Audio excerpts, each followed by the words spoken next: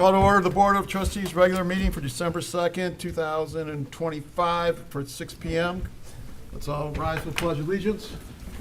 I pledge allegiance to the flag of the United States of America and to the republic for which it stands, one nation under God, indivisible, with liberty and justice for all.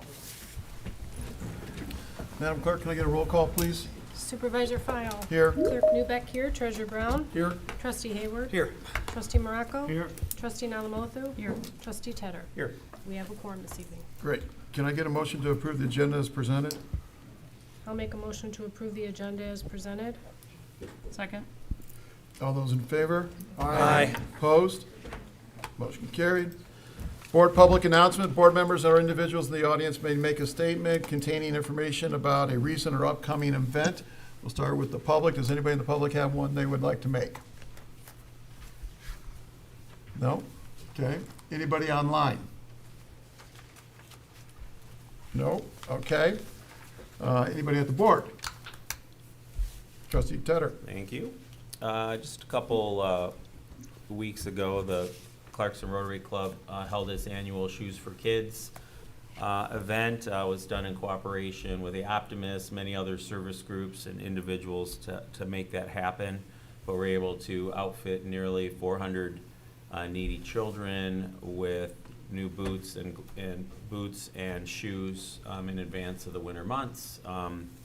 Also, Optimists were providing socks through their OptiSocks program, and it was just a really, again, an incredible event. So thank you to everyone on that. And you'll also see a number of volunteers throughout the community this coming weekend selling the Goodfellas newspapers, and those proceeds go 100% to fund that very program. So hope to, again, people don't carry as much cash around as they used to, but maybe think about having a little cash around. We can accept checks. You can also do some other, go to the website and donate as well through the clarksonrotary.org. So some good things happening. All right, good. Anybody else? No? Okay, I have two. The National Wreaths Across America Day will be held on December 13th. Over 350 wreaths will be placed at Lakeview Cemetery to honor our local veterans. There will be a short ceremony starting at noon to honor and remember those who served, followed by a 21-gun salute. If you would like to volunteer to help place wreaths, we encourage you to join them on December 13th at noon. Just to give you an idea, I think last year I heard that there was 130 or 40 wreaths. This year there's 350, so we could use a little help out there to place some, and your participation would be appreciated. Second, I would like to read a email that was received regarding our EMS fire department. It goes, Chief Bechet, I'm writing to express our deepest gratitude for the care and support your team provided during the recent medical emergency involving our son. It was an incredibly frightening moment for our family, and their quick response, calm professionalism, and genuine compassion made all the difference. From the moment your team arrived, they treated our son with such skill and kindness. They reassured us, explained what was happening, and acted with a level of dedication that brought comfort in a very stressful situation. We are truly thankful for the experience they brought and the humanity they showed, not just in medical care, but in the way they cared for us as a family. Please know how much we appreciate everything they did. We are deeply grateful for their service, and we will never forget the role they played in helping our son when he needed it most. With heartfelt thanks, Scott, Sarah, and Ryan Anderson. So, thank you, EMS, Fire Department. Always like to get a little fan mail. Okay.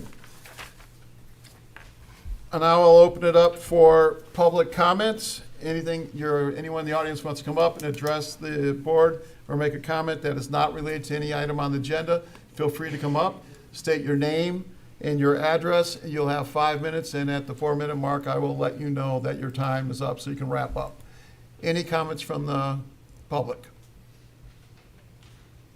Nope. In-house audience, no. How about online? Anyone online?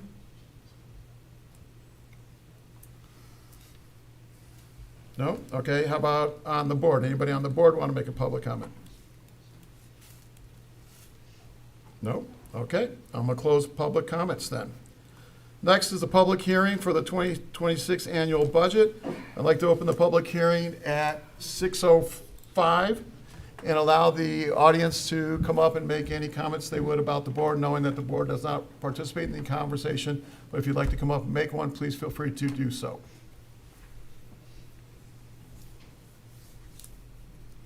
Okay, I'll move to online. Anyone online would like to make a comment? No? Okay. How about on the board? Anybody on the board want to make a comment? This is relative to the budget? Yes. Okay. Yeah, I just have, I know we had a Q&A session last week. And I think we've articulated, certainly at least myself, and I know there's sentiment of others, that, you know, next year, hopefully this is the font, being generous, probably 8-point font, that's remedied, because that is a very tall order to go through several hundred pages within the limited scope of time that we have. So, I mean, I think in the off-season, if you will, there's opportunities for us to discuss how to maybe improve upon that process. Some of the questions, you know, between last meeting and this meeting and weren't necessarily articulated clearly in my mind is what items in the budget, and I'm not talking about like copy paper and paper clips, but what items in the budget exceeded, say, 5% or more than last year's budget? And then also, what budget items were absent in last year's budget that are now in this year's budget? And I'll give some context as to why I'm asking. Again, being such a tall order, having to go through such an important exercise as fiduciaries of the taxpayer money, I don't want any gotchas or, well, we gave you the 30 days to go through the budget, so I guess you should have read it. I'm asking for, you know, like what items would be deemed 5% or higher from last year, and then again, any additions that would be in excess of, or that were absent last year that would be present in this year's budget, because there's no way in the, you know, few hours we spent together that was all fleshed out. So that was just one of the things that I've reflected on and would like to, you know, have an understanding of. It's in the budget. It's in there. There's a column that gives the percentage increase or decrease. So it was all listed in there. Now, if Okay. you're going to ask me what every single one of them are at this moment in time, I don't know. Yeah, well, and I'm not, So, well, but I we, mean, there was a summary page too by departments that went up and Yeah. gave the percentage. So it's a one and a Yeah, I half guess- pages. yeah, and I understand that. I guess what I'm getting at here is, you know, I feel like there could have been more opportunity for a collaborative process. And I feel a little less informed than I did during the last budget. Giving latitude here.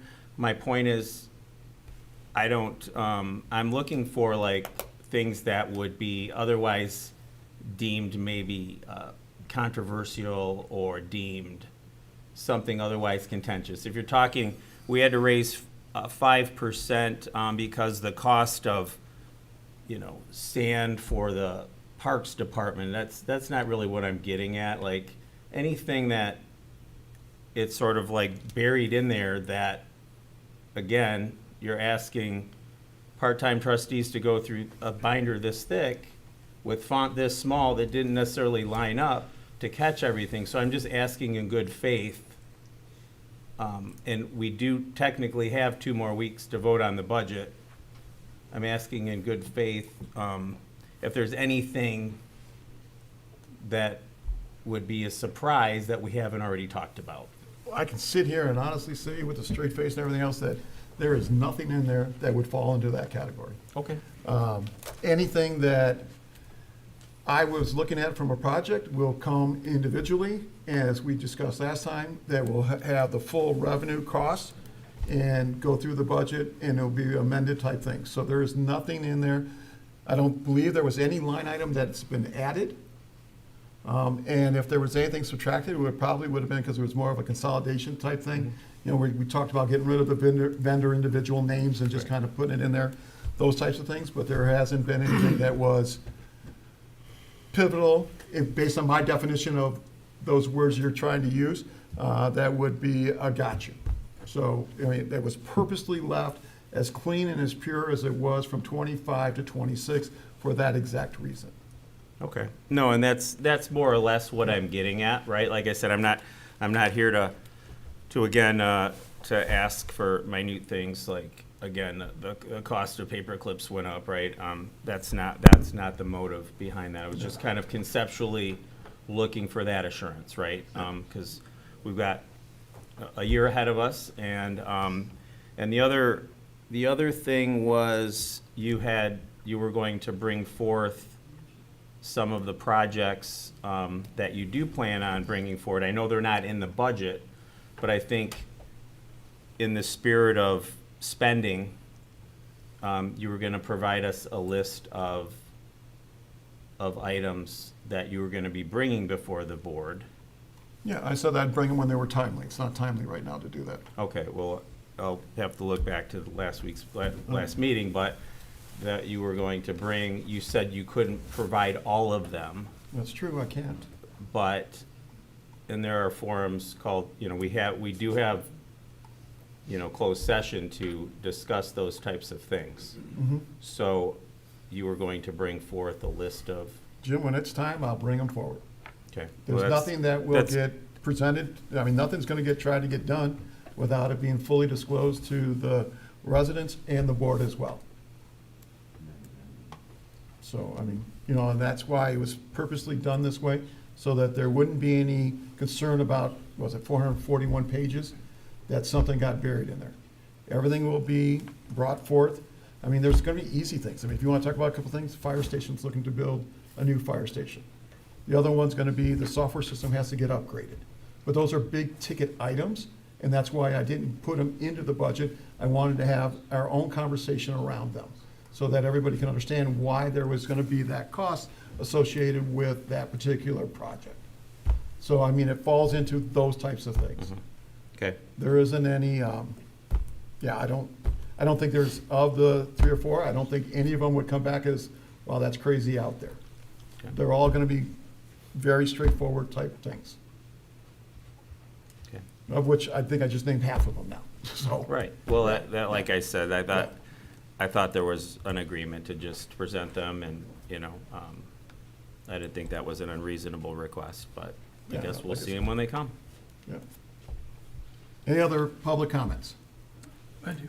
Yes, On the- trustee Morocco. On the budget, I just want to, we did some pretty aggressive budgeting, and I applaud you for that. If it all works out, I think that's great. I do want to just go on the record as saying that my only concern would be when you're that aggressive, and we did talk about dings, and we talked about, people sticking to their, what their plans were and all that, and there's a lot of pressure being put on the department heads to stay on track, and I appreciate that and the focus. I just want to, I guess my only concern would be is that if, I don't want it to become a hindrance for them to ask us for more, or if they believe they need more assistance or backup, but they're hesitant because of trying to maintain that hard line in the budget, So I just want to make sure that that's clear, that's, because it doesn't hurt to ask. It doesn't mean we want to do it or make adjustments, but I don't want it to,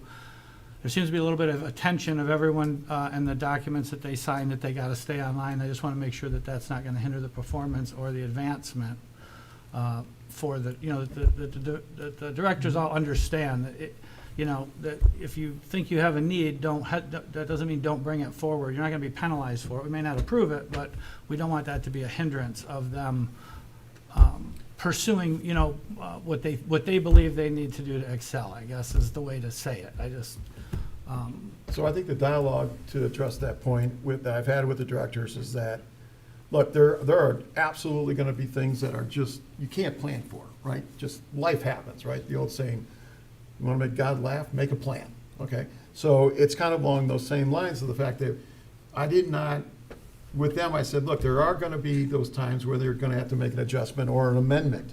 But let's make sure it's for those things that were unforeseen. Okay, so that automatically, in their minds, I'm quite sure that they're comfortable with that aspect of things. Everything else, I think they absolutely need to justify why they're gonna make a change. And if they can justify it, I think I've even had the conversation, that's fine.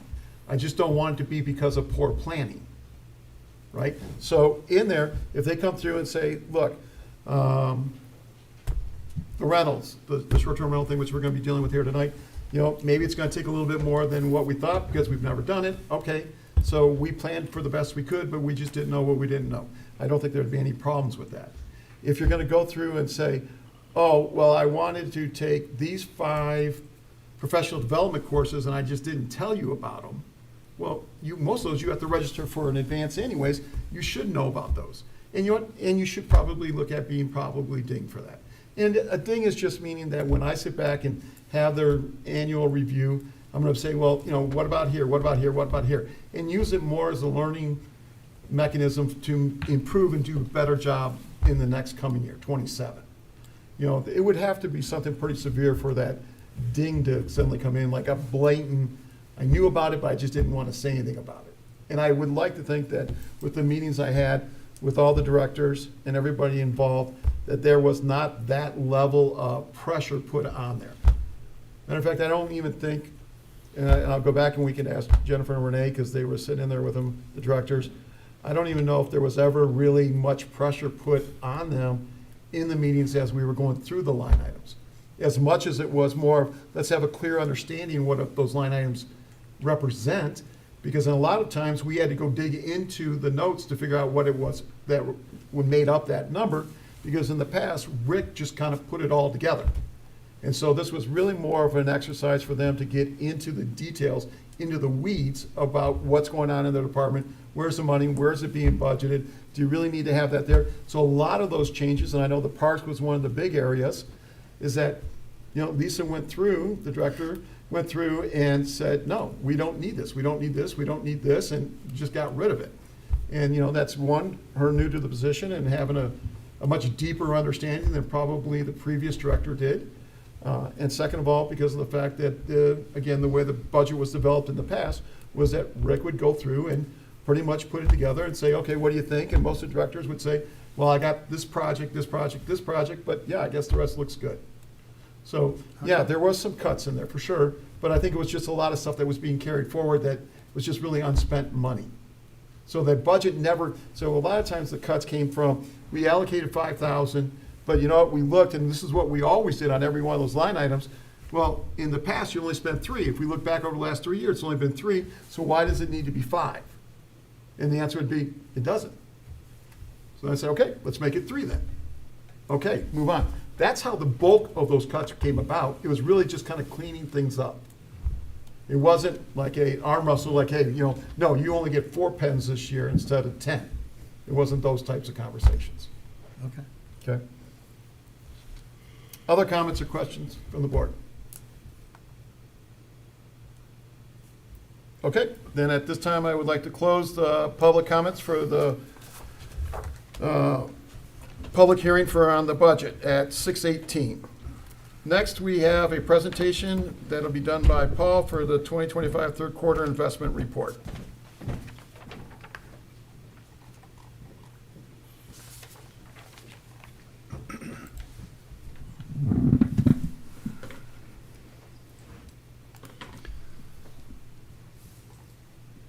Good evening, everyone.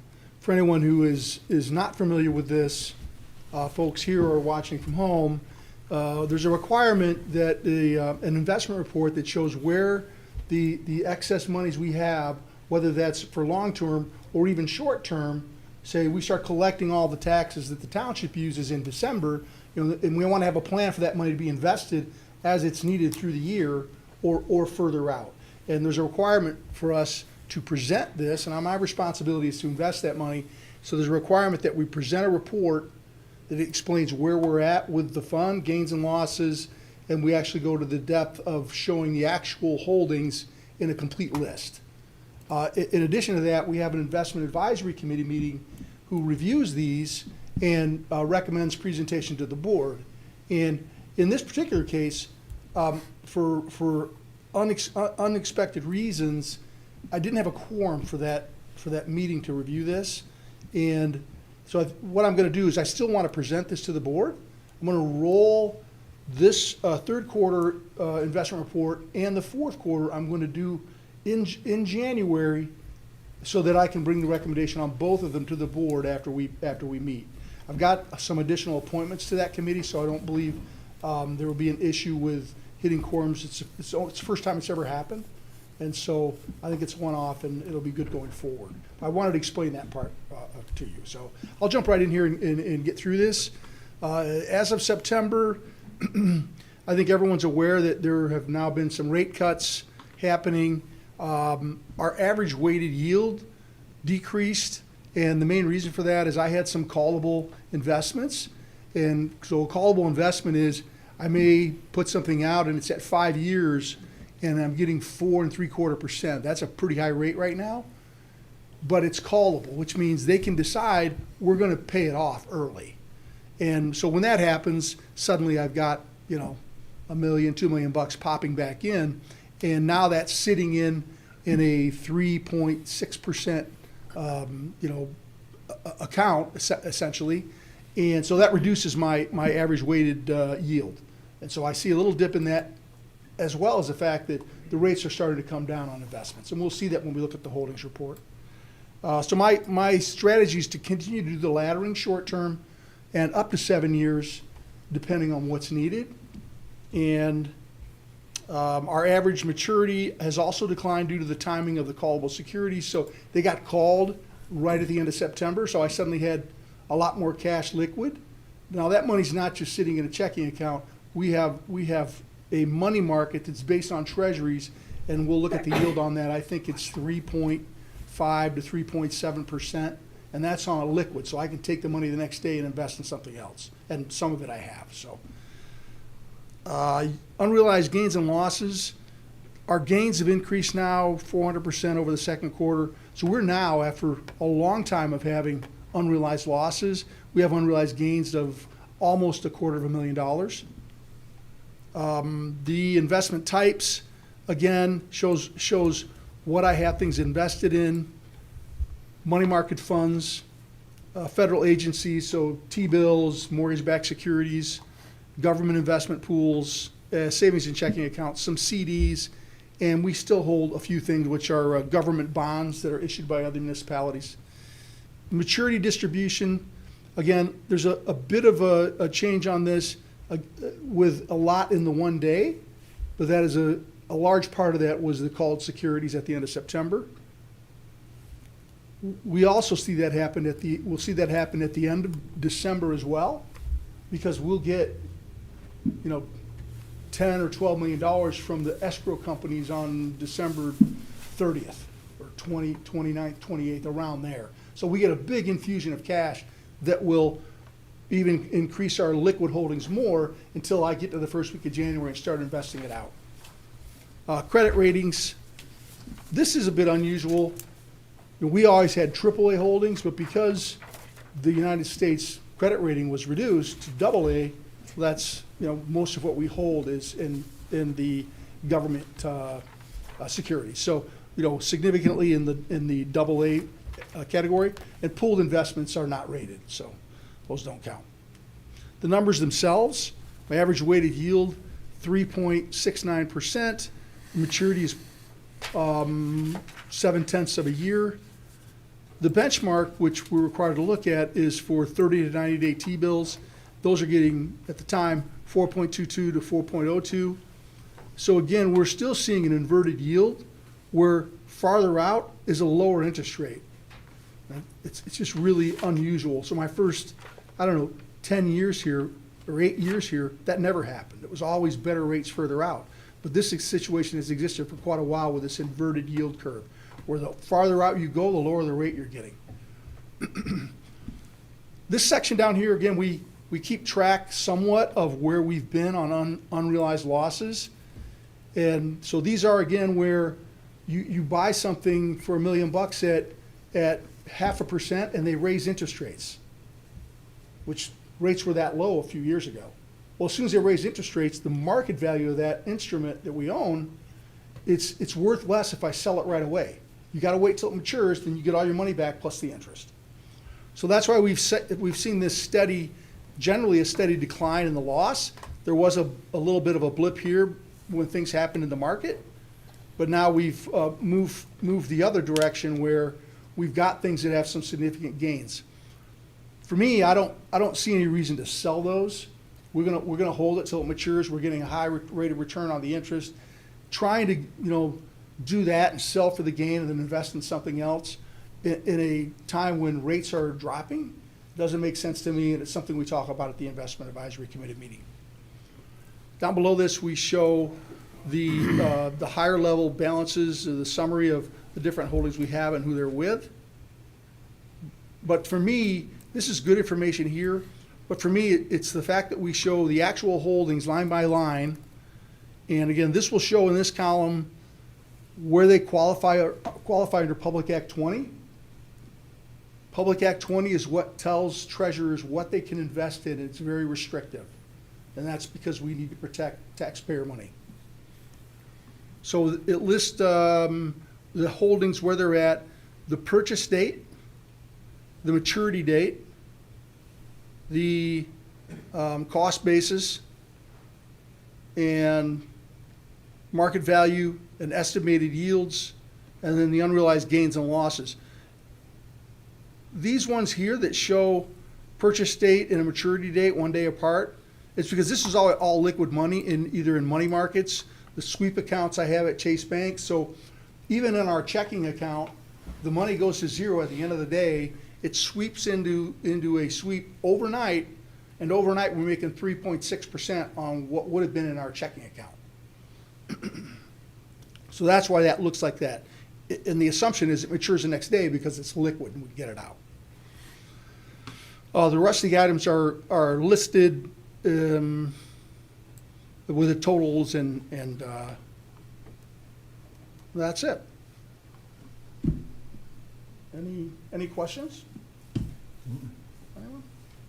Okay. Thank you. Thank you. If at any point you come up with other questions, feel free to holler at me after meetings or later on. Happy to talk about it.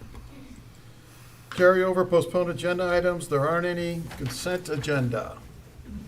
Request to approve the Board of Trustees regular meeting minutes of November 18th, 2025. Request to ratify the November 25th, 2025 check run, including ACHs for $1,686,886.03, and ratify the November 21st, 2025 payroll for $368,293.84. Number 3, request to approve transfer of fire department funds to Municipal Employees Retirement System of Michigan for defined benefit plan. Number 4, request to approve 2025 budget amendment number 25, increased Parks Rec senior travel. Number 5, request to approve Brady Lodge rental with alcohol for Friday, December 19th. Request to approve Brady Lodge rental with alcohol for Sunday, June 14th of 2026. Request to approve Brady Lodge rental with alcohol for Saturday, June 20th, 2026. And request to approve Brady Lodge rental with alcohol for Saturday, September 5th, 2026. Can I get a motion to approve the consent agenda items as presented? Make a motion to approve the consent agenda as presented. Second.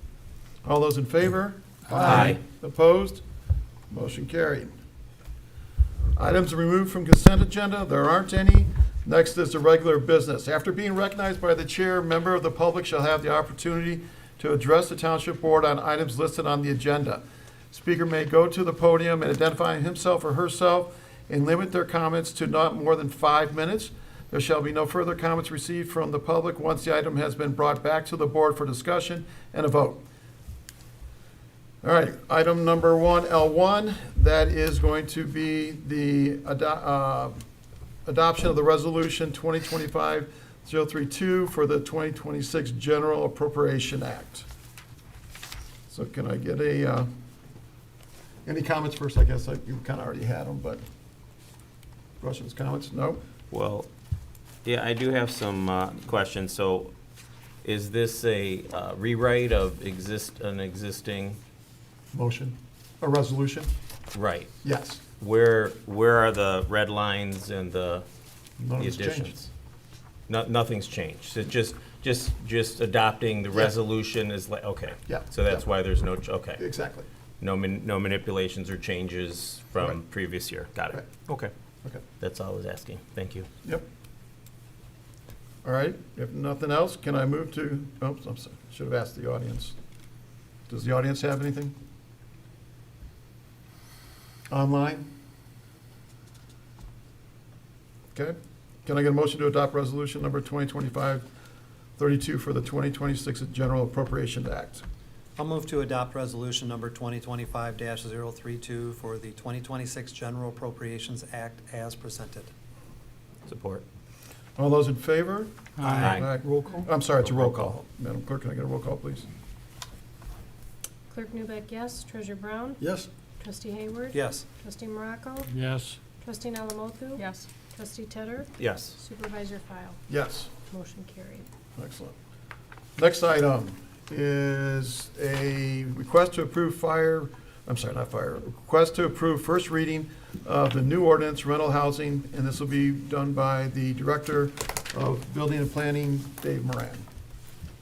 Good evening, board evening. members, township staff, and members of the public. Thank you for joining us tonight as we are considering the adoption of the Charter Township of Independence Rental Ordinance. Our community continues to grow, and with that growth comes an increasing number of rental properties, both long-term and short-term.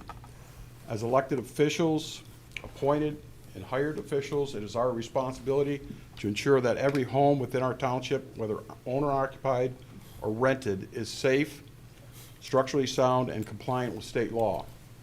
Tonight's ordinance proposal is not just a local initiative. It is grounded firmly in the requirements and the intent of Michigan Public Act 230 of 1972, also known as the Single State Construction Code Act. This act establishes the state construction code and requires all buildings, new or existing, to meet minimum standards that protect the health, safety, and welfare of the people who occupy them. PA 230 makes it clear that municipalities are charged with enforcing the state construction code to ensure that all habitable structures are kept in a condition that prevents unsafe or unsanitary living conditions. The rental ordinance is designed to fulfill that responsibility in a way that is fair, transparent, and beneficial for both property owners and tenants. Under this ordinance, rental properties will be registered, periodically inspected, and issued certificates demonstrating compliance with applicable health and safety standards. These inspections are not punitive, they are preventive. They help us address issues like inadequate electrical systems, HVAC systems, plumbing issues, failing smoke detectors, unsafe structural elements, and other hazards before they lead to emergencies or displacement of the occupants. For responsible landlords, and we have many here in Independence Township, this ordinance offers clarity and consistency. It establishes expectations that align with statewide requirements, provides reasonable timelines for corrections, and ensures that no landlord is placed at a disadvantage for doing the right thing.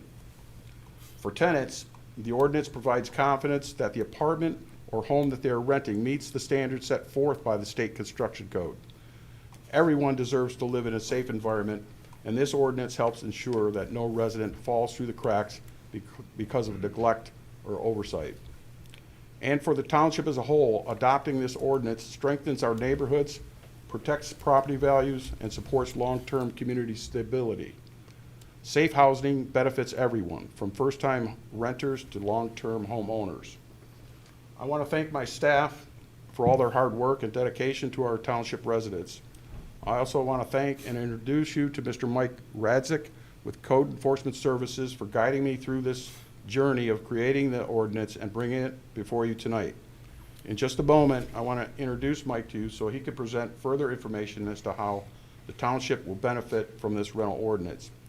But before I do, I want to state proudly support this adoption of this rental ordinance, and I encourage the Township Board to join me in strengthening the safety, quality, and livability of housing in the Charter Township of Independence.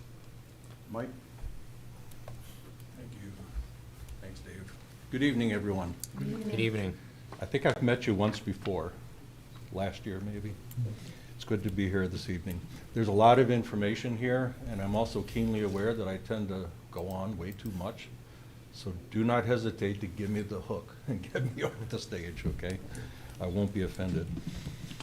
This ordinance is a brand-new addition to the code of ordinances that exists now because you currently don't have a rental housing inspection or certification program.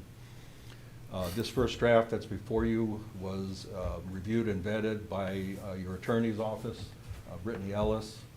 She did recommend a few changes that have been incorporated into the draft that's before you now.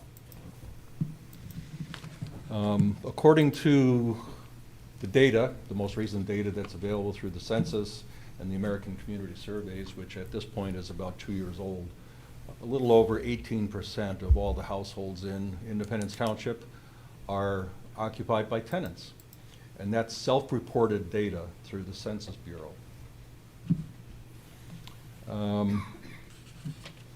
The other interesting census piece of data that I found was that between 2010 and 2023, over a 13-year period, the percentage of rental households increased marginally, and the percentage of owner-occupied households and vacant households decreased just slightly.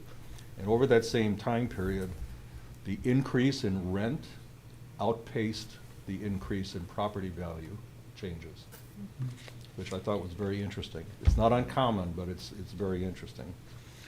Dave described a lot of the benefits of having a program like this. Independence Township, I think it's in my cover memo, but I believe you are within the top 15 jurisdictions in Oakland County in terms of population and size, and you're one of only 2 in the top 15 that does not currently do this. And as Dave very correctly pointed out, it is critically important for this segment of the community. And there is a ripple effect for owner-occupied properties. When they see the rentals in their neighborhood or near their neighborhood being systemically improved, they tend to pay a little bit more attention to what their place looks like. We see that anecdotally. This, I think, is the 6th iteration of this ordinance that I've personally been involved in. And I've been involved in startup rollouts in 5 different communities. The first time I did this was when I was Community Development Director for Ypsilanti Township, which is about 55,000 population. They've got a little over 10,000 rental units. And they rolled that program out back in 2007, 2008, incrementally, using some grant dollars in low, moderate income neighborhoods, and within 2 years it spread township-wide. And I can tell you that that Board of Trustees was amazed at the number of code violations, including the number of life safety or serious code violations that could present hazards to human health, were cited over the first cycle, the first 2 to 3 years. It was in the tens of thousands. And so it exponentially improved the quality of living and the safety of those rental properties. Dave also mentioned, and I think it's important to say, that a program like this over time will help to strengthen the relationships between municipalities, tenants, and landlords. Dave alluded to it, but you know, the quote-unquote good landlords that diligently maintain their properties and invest in their properties often feel at a competitive disadvantage because they're asking the same rent rates as the other landlord who totally neglects maintenance, never invests in the property, but they're demanding and getting the same rent. This will tend to level that playing field so that it is more competitive comparing apples to apples, because everybody will be required to meet the bare minimum health and safety standards. This ordinance is set up as a baseline to certify rental properties every 2 years, but it includes what's termed a incentive bonus for landlords. If the landlord performs up to a certain expectation during their inspection, they can earn a 3rd year at no additional cost, which effectively cuts their compliance cost by 50%. You might be surprised to hear 2 other communities that our company operates these programs for the municipality. I gave a presentation last night in one city in Washtenaw County that we've been doing it for almost 3 years, and surprisingly, about half of the single-family and duplex landlords achieved that extra 1-year bonus, and 85% of the apartment complexes achieved it. Part of their success is on them, but also because of the way those municipalities approached the landlords, engaged with them, and helped them to succeed. And I think that would be a very important policy decision for this board to consider. When I say that, I mean they scheduled and held a town hall meeting just for landlords. They did 2 different ones, one for single family, the mom and pop landlords, if you will, for lack of a better term, and then the commercial landlords that own apartment complexes. The reason they bifurcated it into 2 different meetings was because apartment communities have a very different set of concerns. And so we engaged with them, we gave them all the forms, we gave them copies of the code, the property maintenance code, chapters 3 through 7, which is the meat and potatoes of the inspection process. We told them what the inspectors were going to be looking for. We answered all their questions, and they took it to heart, and they excelled as a group. They really did excel. So we were very happy, and I would strongly recommend that you take or consider taking that same or similar posture here in Independence Township. As far as the ordinance goes, this, as I mentioned before, this is a brand new article. It's in addition to Chapter 10, which is the Buildings and Building Regulations section of the code. The first section, 1080, describes the purpose, which, as your legal counsel will tell you, is very important, because there has to be a very legitimate and solid purpose for a new ordinance like this. Because if you ever are faced with litigation, that's one of the first things that will be examined is why did you decide to do this? So we took a lot of time and explained what the benefits of this program were. The second grouping is definitions, and I just want to highlight a couple of them. They're very self-explanatory. I'm sure you've had an opportunity to look at it. We use the term certificate of compliance, not to be confused with a certificate of occupancy issued by the building department for building permit work or occupancy, legal occupancy of a structure. We'll be issuing certificates of compliance with the property maintenance code and any other ordinance specifications that you happen to adopt. There is a phase-in period. Let's just say hypothetically you choose to adopt this ordinance and you put the program into effect, let's hypothetically say January 1st, 2026. There's no way you're going to be able to inspect every rental property in the first month, 6 months, 1 year. It's going to take about 2 years to get through it all. And so you, or I should say Dave, as the director for that department, will have total control over what gets inspected when and who goes first and how it gets spaced out. So you'll be flooded with registrations over the first few months from landlords complying with the registration requirement, but then you specify to them when you're going to come and inspect. It could be next month, because there is a 30-day minimum notice requirement to give the landlord of when you're coming, but it could also be a year from now. It could be a year and a half from now. But you need to touch them all within the first 2 years of that first cycle. And Dave will have the ability to control that workload so that it's evenly distributed and it's equitable throughout the year. Which also will play into how many people that you'll need to do this work. If it's managed correctly, you can keep the staffing needs down to the bare minimum.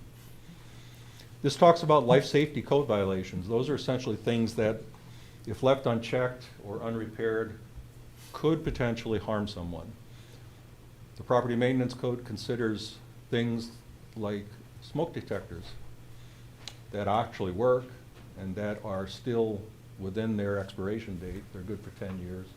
Carbon monoxide detectors, open electrical.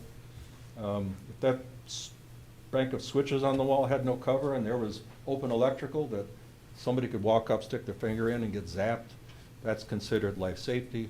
The same with major plumbing leaks, natural gas leaks, would be an obvious life safety. And interestingly enough, you're not only citing those life safety for the landlord, state law, the Michigan state housing law was amended a couple of years ago that now requires you to give the tenant written notification of the dangers in their unit, how much time you've given the landlord to make the repairs, when you're coming back to check on the status of the repairs, and now you're also required to notify the state of Michigan anytime there's a life safety code violation that's been cited during a rental inspection. I'm not sure exactly everything the state does with it, but I do know they send that information to MISHDA, which cross-references with their portable housing voucher database, so that if that address, if there's a portable housing voucher or a Section 8 voucher in use at that address, the state actually sends somebody out to talk to the landlord as well.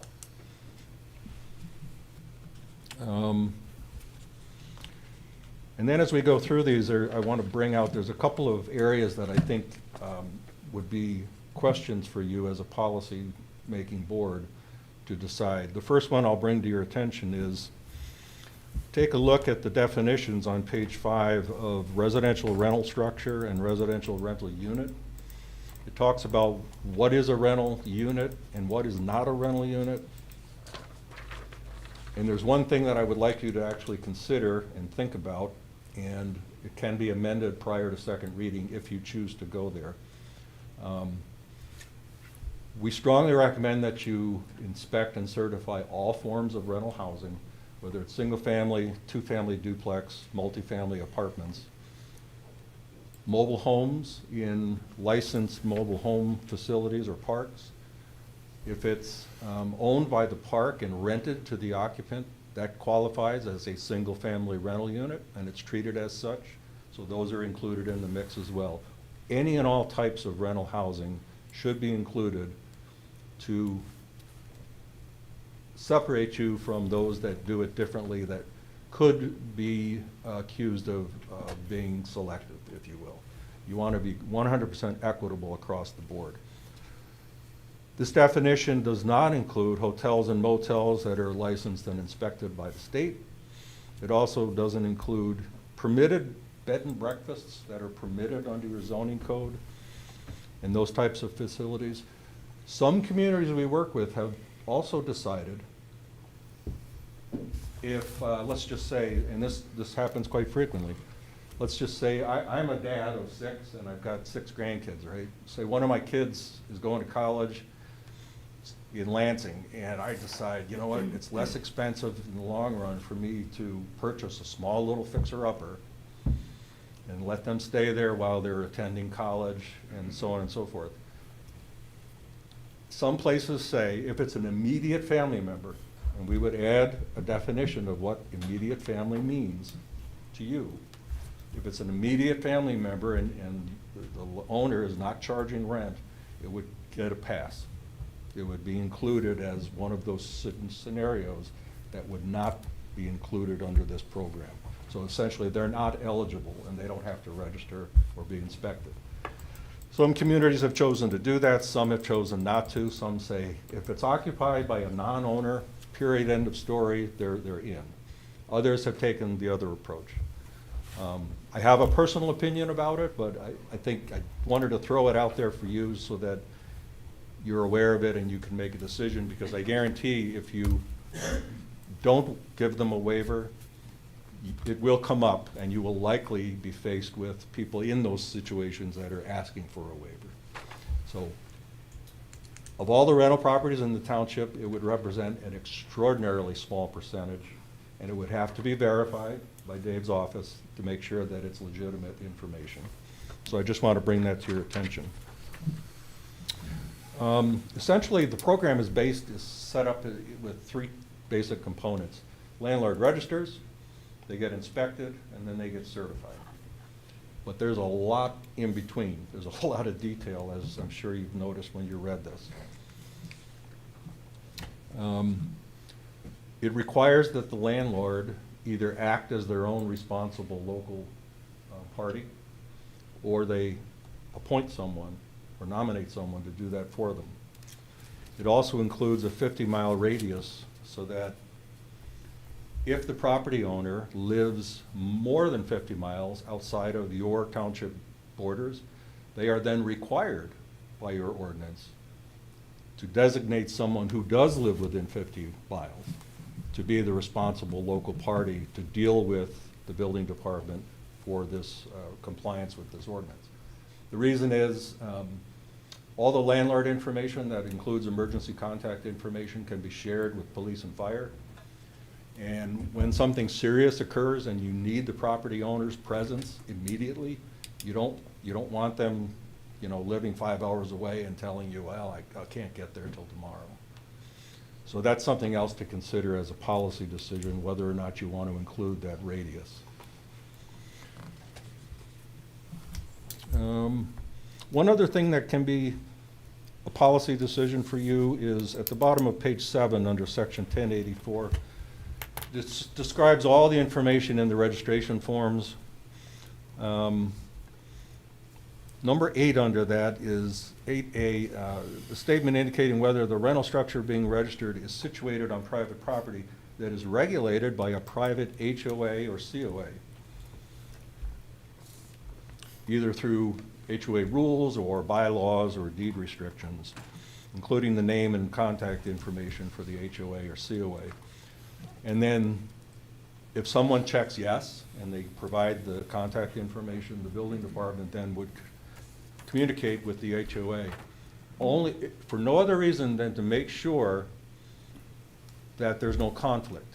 Now, you as a municipality will never get involved in enforcing HOA rules, right? But you also want to be very cautious if you're going to register and inspect a rental property that is not allowed to be there in that HOA scenario. So when that happens, we would encourage the landlord to communicate with their HOA and try to work it out. And if there is a conflict, it's their conflict, not yours, but at least you've done the early notifications and brought it to everyone's attention, all the stakeholders, so that there's no surprises. If that makes sense. The other thing is the state housing law says if you do this, you are required to inspect systematically under one of 4 or 5 different types of scenarios, like we're going to cut the township up into 4 geographic sections, and we're going to tackle one section at a time, or we're going to do all the apartments first, and then the duplexes, and then the single family. And there's 2 or 3 other types of process scenarios. And Dave would be the ultimate decider on how that goes. But this ordinance was written to comply with that requirement under the state housing law.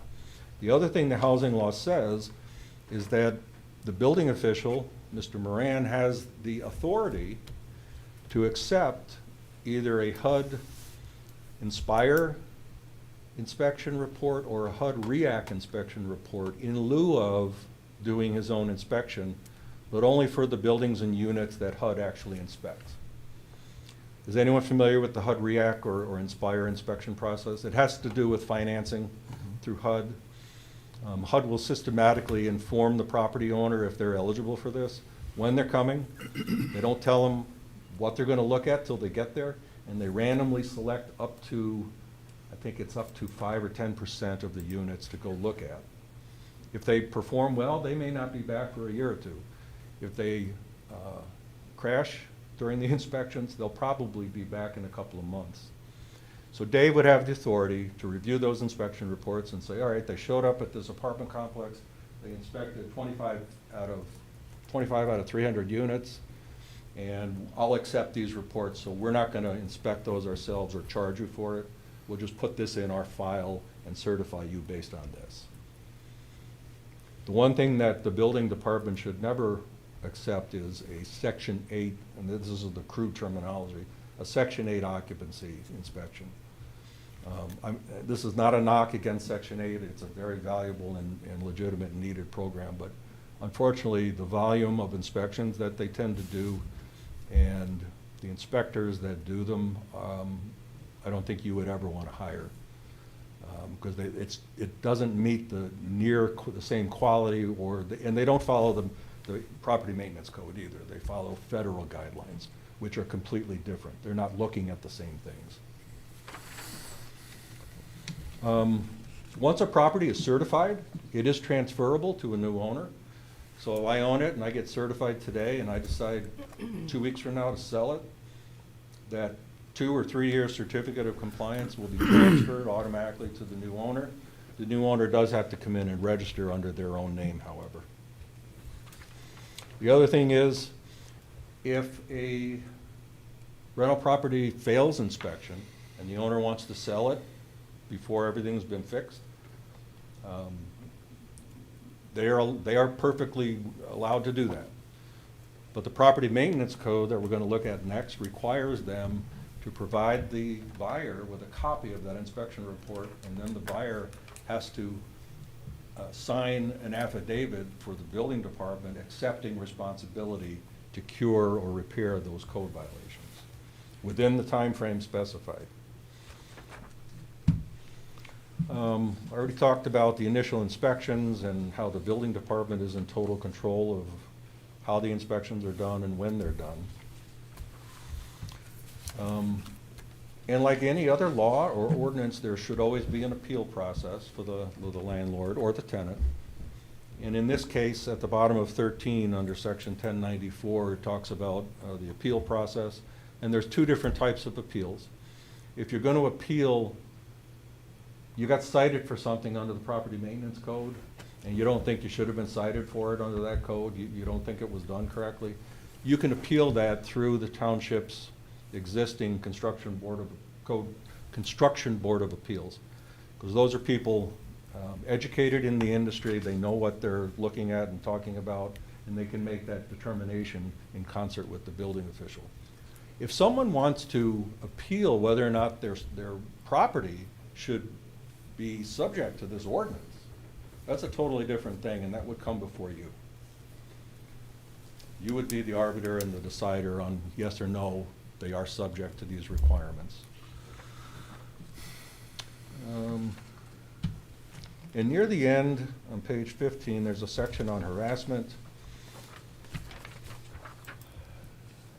I'm sure you've heard it. If you've heard it once, you've heard it 100 times.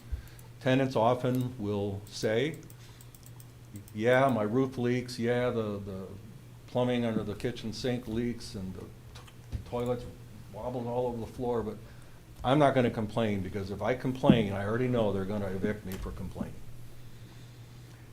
That would be considered under the ordinance a form of harassment. If a tenant filed a complaint, which, by the way, when a tenant complains about a property maintenance problem in their unit, under state housing law, your building department, whether you do this or not, is required by state law to respond and investigate.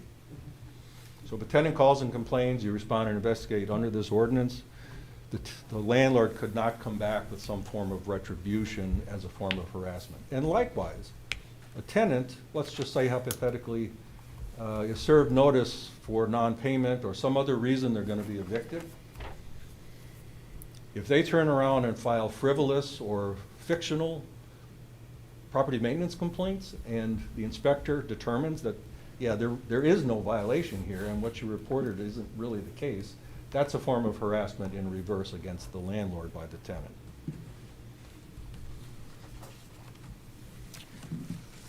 I can tell you from being involved in several of these startups, the first probably 6 to 8 months from when you actually ring the bell and say, let's go, is going to be very, very workload intensive on the administrative side. Whoever is going to be receiving these rental applications, reviewing them for completeness, collecting and invoicing the fees, scheduling the inspections, and so on and so forth, you're going to have crunch time on the administrative side. Once you get through that first cycle, though, the administrative workload tends to drop down and it becomes steady and predictable over time. In terms of inspections, we can predict to, not to a virtual certainty, but to a pretty high degree of confidence that how many inspections an average inspector can do in a day. You know, they could probably do 30 apartment units in 2 buildings. They couldn't do 30 single-family homes, but over time you'll be able to figure out exactly how much staff you'll need. And Dave and I had talked about this, and I think we talked about starting with probably at least 1, maybe even 2, or 1 full-time, maybe 1 part-time, and an administrative person. And so for future budgeting, you just have to keep all that in mind. And I would strongly recommend that you either hire or contract out for an experienced property maintenance inspector. Because as you'll see here with the next agenda item, the property maintenance code and the enforcement of it is very different from enforcing construction codes under permit. You have to be a licensed contractor to do that work, to get those permits. You have to be a state registered building or trade inspector to do those inspections. But your electrical inspector is walking in to look at whatever's being done under permit, and that's it. They're not looking at everything else in the house. A property maintenance inspector with good experience will be able to walk in. They almost always start on the lowest level, the basement if there is one, and they work their way up clockwise or counterclockwise all the way to the top, and then they do the outside last, so they're not dragging mud and water into the person's home. And they are, I would call them a generalist. They're trained to enforce the code. The property maintenance code references back to the state construction code, all the trade codes, and the fire code. And I just wanted to mention to you now, I put a blurb in my memo about the property maintenance code, but you're currently under the 2006 International Property Maintenance Code, and we're going to be recommending you go to the 2021. That code is promulgated by the ICC, the International Code Council, which is a nonprofit organization that they write and copyright all the codes throughout the state, or I'm sorry, throughout the country. So the Michigan Building Code, not electrical, but the plumbing, the mechanical codes, they're all written by the ICC, and then the state adopts them as their own code, okay? The ICC writes the property maintenance code too, and they refer back to all these other codes. All those codes are updated every 3 years, so even though the ICC has already published the 2024 building code, residential code, and the 2024 IPMC, State of Michigan just earlier this year adopted the 2021 building code. The state is notoriously years behind, and it's a long process. There's often litigation involved from builders to try to get it right. And so we would strongly recommend that you stick with the 2021 IPMC so that it's on the same year as your building codes. And I did notice, although I'm not here for this, but your fire code is also the 2006 fire code. The International Fire Code that you've adopted is 4 or 5 iterations old. And there has been so much technological advancement, especially with batteries and battery storage and other things, that the 06 code never even imagined or planned for. So separately, I would urge you to talk with your fire department about upgrading to the 2021 International Fire Code as well, so that everything township-wide is on the same year code, if that makes sense. That's all I've got on this actual ordinance. Am I getting the hook yet? Yeah. All right. You may have to be giving you the hook. So we're going to open it up to any questions you might have in regards to the ordinance itself. Trustee Morocco. I got a list of questions. Well, I got the numbers, so we'll start at the top, you know? I just want to say, Dave, I'm glad you're finally getting this done. It's been years since you've been trying. I know how hard you've been working on it. It's definitely long overdue, so that's great. Couple things, first thing, my question was, you touched on the education, on how we're gonna get this word out, how we're gonna get everybody on board. So if it's a town hall or whatever, that's great, because that's a big deal. to start off on a friendly note, not a red sticker on somebody's door. Absolutely. I did one thing about the definitions, and it was about family. It had a lot of weird stuff in there that's, I don't know how it was relevant, but it just had a lot of weird things about what a family is, and it kept dialing in on 2 people per bedrooms. Are we at any point going to try to regulate occupancy in people's homes by that as part of this ordinance? Because it wasn't clear Well, about it, but it, I can tell you, I'm sorry to cut you off, but the definition of family and a lot of these other definitions came verbatim, copy-pasted out of your zoning code. We didn't want to adopt a different definition of family than you had in your zoning code. So I think you might need to take a look at that definition, but start with zoning and then mirror it into right. this. I just want to know if that was intentionally an intent, or if we were diving into those weeds with the rental thing as far as occupancy, or just safety. So Safety. that was a question, because it was there was paragraphs about the family thing. It was very Yes. in-depth. 10.86 was my first thing. You have it in front of you. We'll go through it. I had an issue with, not an issue, but in the bottom of this, it says the building official at his discretion may order premise vacated until the subject structure is brought into compliance. That's a very vague and very vague statement. How does that play out exactly? Because I read this whole entire thing and it didn't get into how that all worked. Dave has that authority already under the state construction code, so I'll let him answer under what circumstances he would feel it necessary to do that. Well, like Mike stated, it is, part of the code already. Public Act 230 allows the building official to make that determination. That's an extreme action on my part. And it just gives me the authority and kind of reiterates the authority, but it's hard to.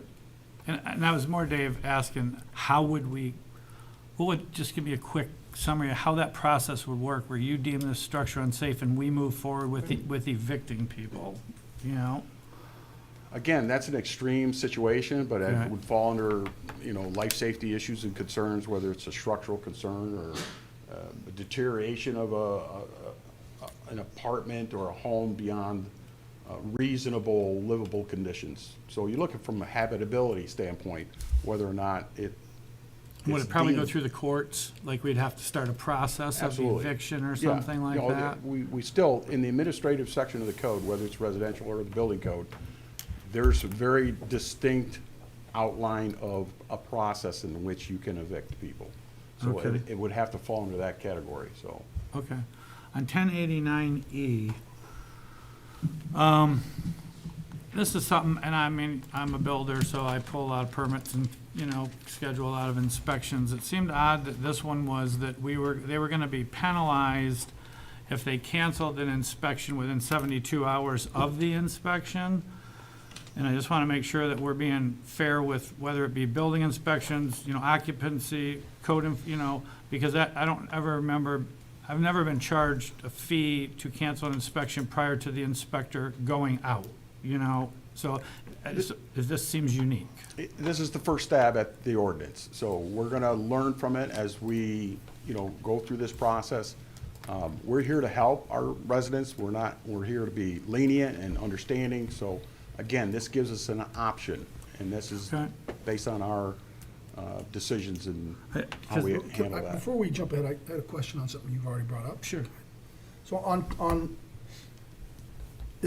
we said evicting, but nothing here talks about evicting people. I just want to make sure I'm clear on this.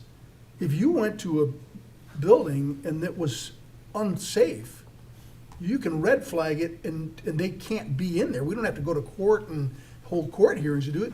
They can't be in there, and you can call the sheriff and say they can't be in there, they're removed, right? Absolutely. It has to happen immediately. You can't go to court because, Right. for example, if they find a leaking, you have carbon monoxide leaks. Gas They put up leaks. a red flag and say no one can be in the building.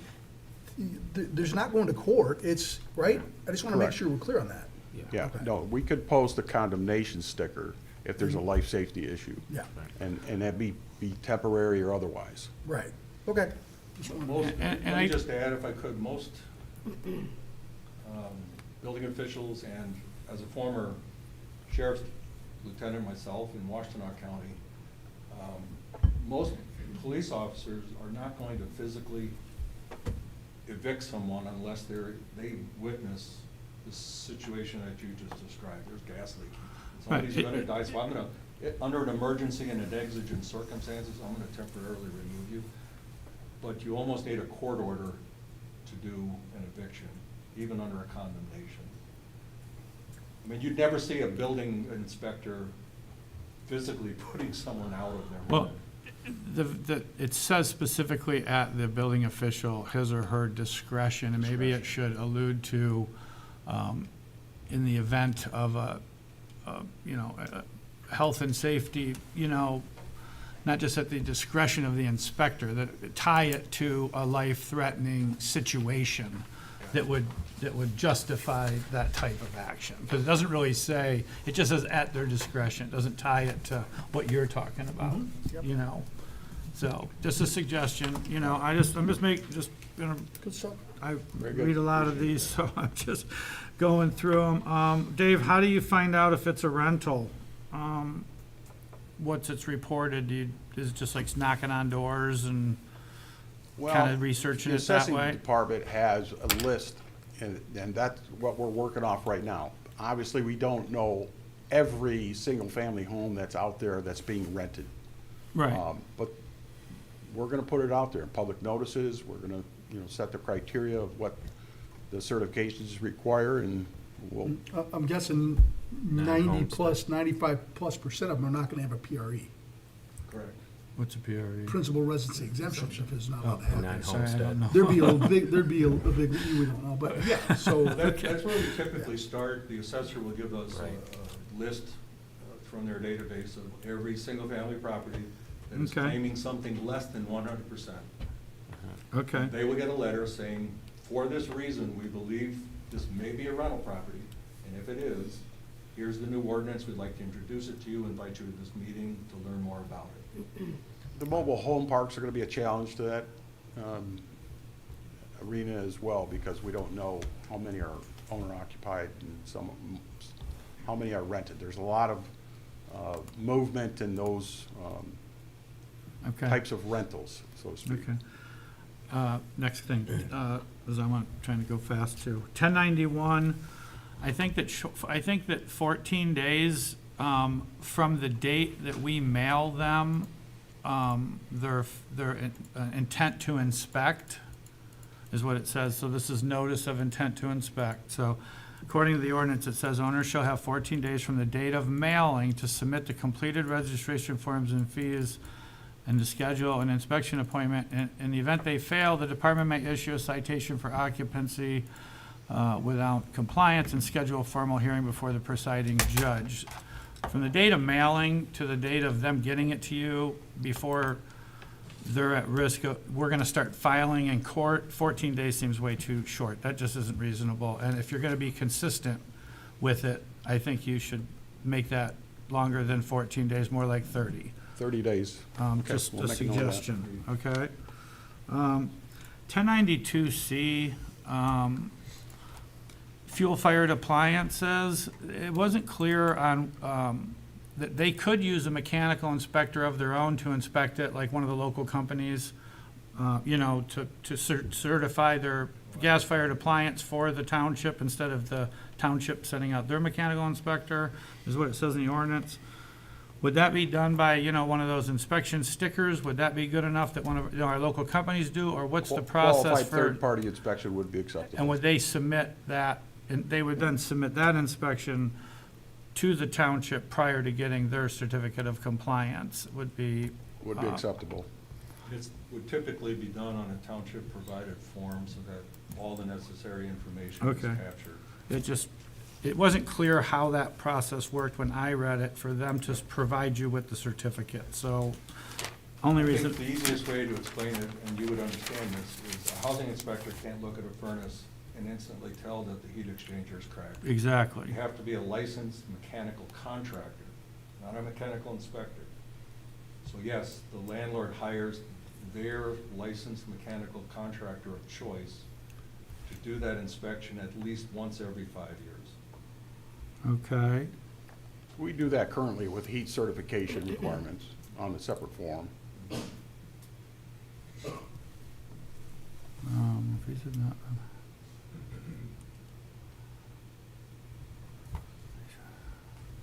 There was a question on 1095 about the fees that they have to pay a reinspection fee before you go out, so so there's something in that B about that where I think it would work normally where you wouldn't even go out if they hadn't paid the reinspection The fee. So same there's with- some kind of twist in the wording there that contradicted itself a little bit, I think, on how it was worded. I don't want to, We'll it's a take a long look at it. paragraph, so I don't want to get way into it, but I think that you had that. The big one, and I'm trying to be fair with the people, was the 1098, the penalties. I'm never a fan of when you say that you're going to accrue penalties every day that you don't comply. I mean, that's really aggressive and probably hard to enforce. Because this is saying that if you don't pay your penalty, you're, that same penalty, $300 plus the cost of sanctions for each offense is going to be multiplied by the day. Is that, in your experience, really something that, that's reasonable? Because that's going to occur quickly, into big numbers. And is that actually reasonable request, and is it recoverable? Have you found in the past? So the basic thoughts on this is, and I would defer to your legal counsel on the ultimate decision on this, but if you look at your own code of ordinances or most other municipalities, not just this one, but many codes will have language in there, even things for not cutting your grass and other ordinance things. Every day it continues to occur is considered a separate offense. So typically what happens is, if I wrote a ticket to someone for 10 days, 10 tickets, one for each day in a row, right? And I went to court, the judge or magistrate is gonna look at me like I'm crazy. Why are you bringing this to me? It's way better to write one citation and deliberate that in court to see whether they're responsible or not responsible. But every day it continues to occur, technically could be a separate violation. I defer to legal counsel on whether or not it's wise to remove that. I'm not sure. It's pretty standard language in most ordinances. Okay, it just seemed aggressive, and that it wasn't a percentage is going to be added, or it's going to be, you've got this, and within so many days, it's just say, here's a violation, it's $300 a day from now till you can fix it, and is that, just always look at those daily fines like that seem to be a little bit aggressive. Well, those are court fines that wouldn't come back to the township necessarily anyway, so most judges, in my Okay. experience, when I was young in my career, both in police work and this, if you'd write multiple tickets for the same thing on different days, the judge was in all likelihood gonna say, can we consolidate this into one charge Okay, and adjudicate it?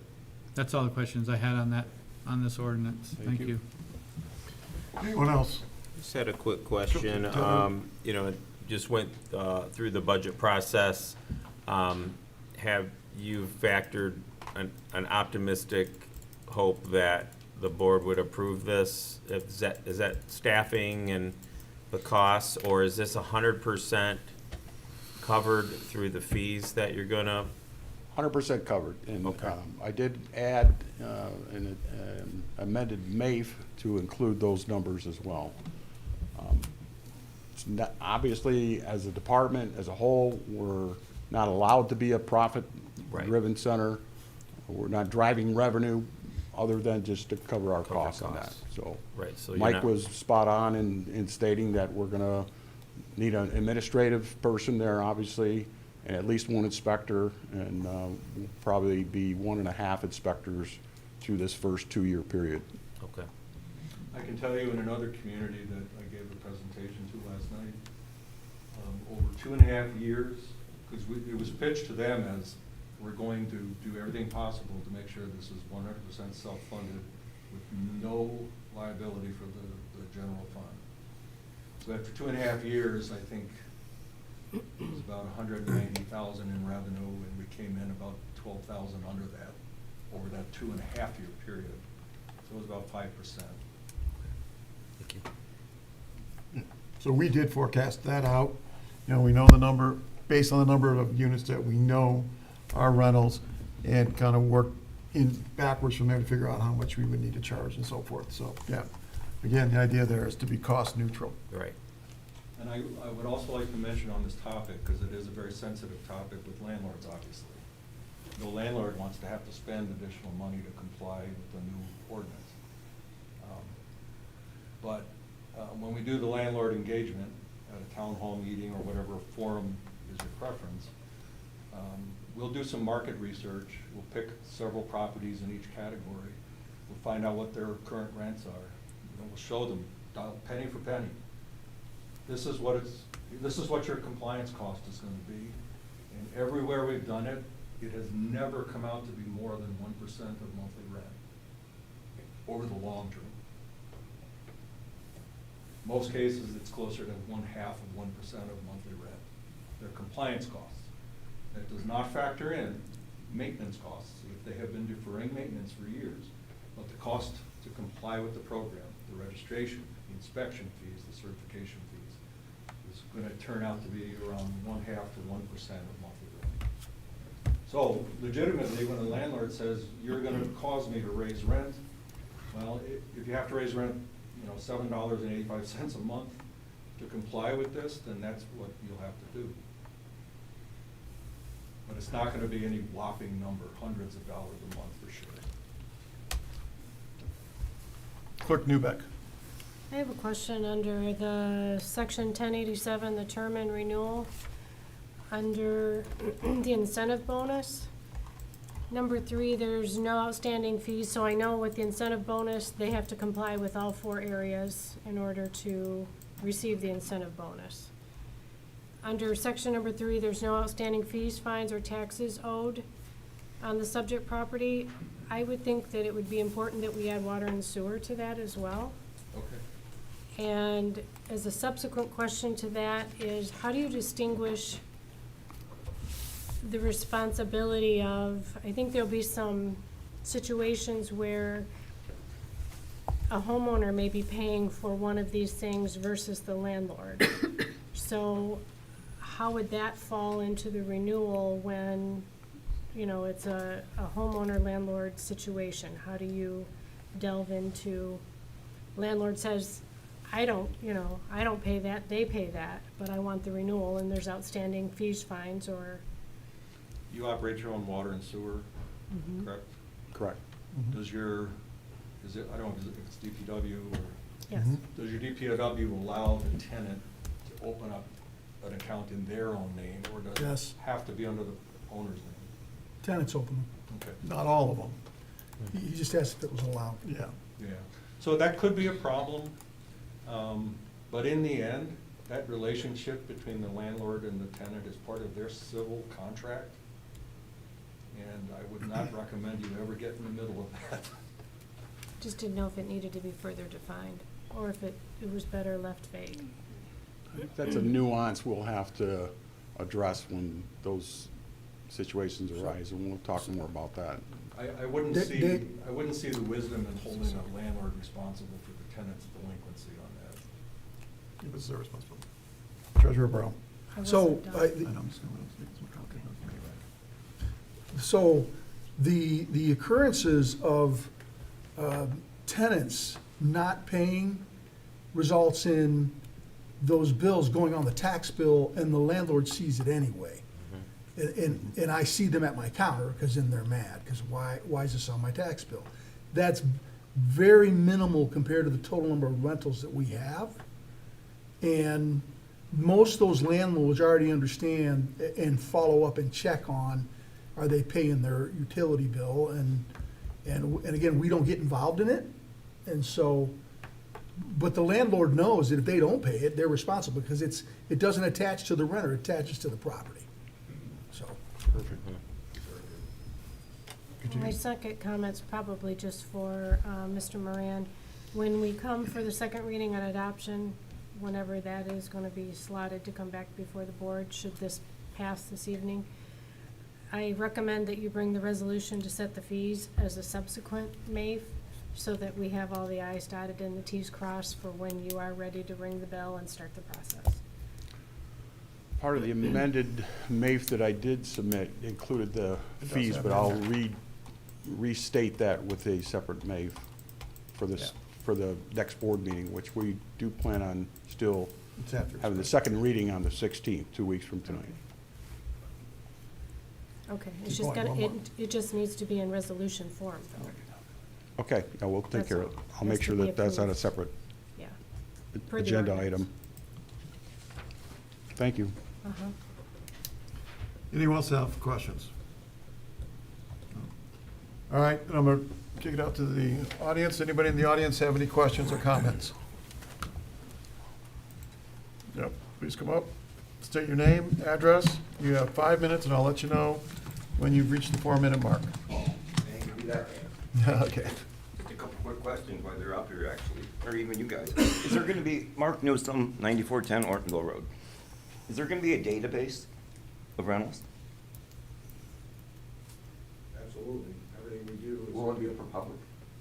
Everything we do is going to be a public record under our PSNA Right. protocol. Okay. And has there been, I mean, I didn't go through the whole thing, but is there an estimation on what it will cost a property owner to run this property? As far as like inspections, Between 0.5% and 1%. what? The value of the home? Or, No, the- I mean, is it $1,000 or? Rent. Okay, excuse me. Let's keep. I'm the- sorry, Yeah. In the packet, there is a fee schedule. So in there, if you want to look for an individual scenario, you can probably find the fee schedule in that I'll packet. spend it next week looking, thank you. Yep.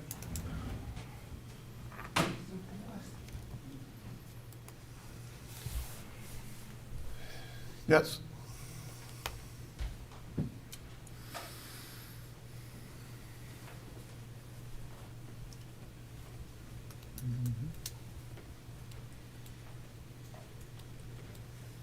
Good evening. Bill Scarborough, 5704 Nob Hill Circle. I think this is a good thing. I think it'll help our community as far as maintaining our rental properties to be desirable properties. I'm curious if it includes or is intended to cover short-term rentals. The gentleman mentioned it does not cover bed and breakfast. In early '24, the Planning Commission did look at a short-term rental ordinance. It was primarily prompted by some upset community members, and we did look into it. We decided not to take action because there was a lot of factors which I won't go into. But ultimately, the Planning Commission, I think, if my memory serves me correct, felt that this should be handled in this section of the ordinance that you're looking at tonight, and there should be some kind of registration and inspection process, and I believe we recommended that the board look at that. So I would encourage you to include short-term rentals in this. My memory serves me that we have something like 280 short-term rentals in Independence Township. Thank you. Excuse me, I have a question for the consultant, if that's okay. Okay, let's bring it, let me finish here, and Yeah. then we'll bring it back Okay, up. perfect. Okay, any other questions in the audience? No? How about online? Yes, Okay, can you please identify yourself and your address? Norm Freschke, 7199 Deer Lake Court. I just, as a general comment, I don't think this ordinance is close to getting voted on, or I wouldn't. I have experience on rentals in Milford. I think it's a good thing to have this certification that you have to meet to have a rental, and that they're looked at. I think there's a value to that. Just to start out, the fee in Milford is $35 every two years. This is quite a bit more, just as a comparison there. The Michigan code was brought up a lot of times, and I have to go back and read that, but maybe we could just stay with the construction code, because that was mentioned. Now, a lot of our homes are aged and are not to the current construction code of 2021 or whichever version you look at. That's a changing document. So these codes, basically, you're certified at one inspection, then the code changes, now you're not certified, or you will fail the next one. I think that's a real issue there, especially on the construction code. Just as an example, you know, you have an historical building, you have a stairway that doesn't meet the code, the landing and the height. Does that get certified? You have to have a standard there. In Milford, I believe the way they do it, if you have an occupancy certificate based on that construction code when it was built, and unless you pull a permit to get something changed, that code or that has an occupancy and it will stay. I don't see any of that in this document whatsoever. All right. So, you know, just taking the stairs example, if someone would come and inspect it, it doesn't meet the construction code, I'd have to change the stairs. That's a huge cost. That is I feel, something that needs to be addressed in the whole thing. A lot of general statements like hazardous, safety, and they're not defined. That means it's left open to the interpretation of one inspector versus another inspector, versus someone else, versus the homeowner or the tenant. And then in some areas, it gets way too specific that the hot water cannot be more than 120 degrees coming out of the spigot. Well, that can depend on the setting of the water heater and how cold it is outside, etc. And then to have something of the HVAC that only needs to be heating. It can, in my opinion, never include air conditioning, because we have a lot of places that don't have AC. So that needs to be taken out.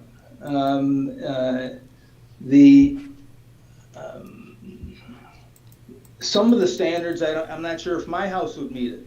It says windows weather tight with no leaking. I need to replace my windows in my home, and I live here, and I own it. I mean, how do you nail that? How do you interpret that? Then another phrase that says non-absorbent seal floor covering. Well, carpeting is absorbing, right?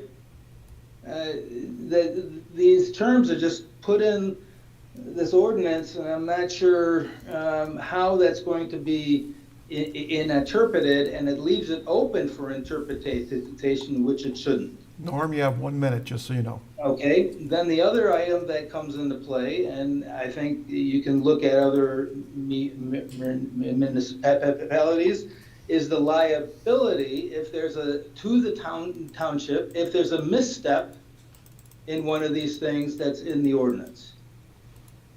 It's huge, I feel, in the whole process that needs to be addressed, and to make sure that the ordinance is properly done is very important.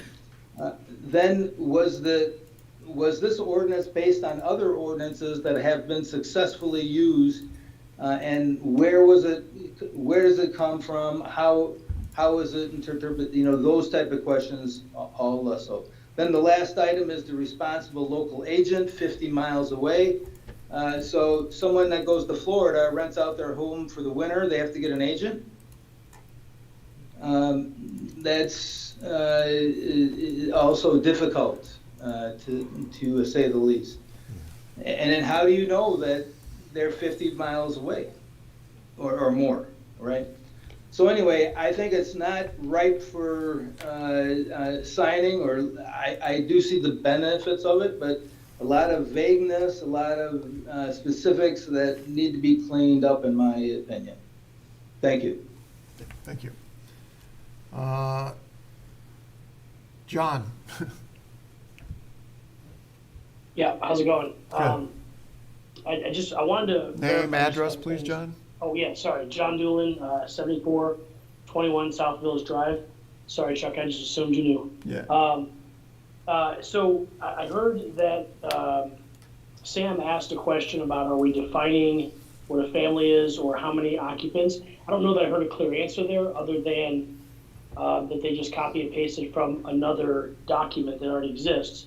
So if I heard correctly, this is just a first reading and a first draft, which I appreciate.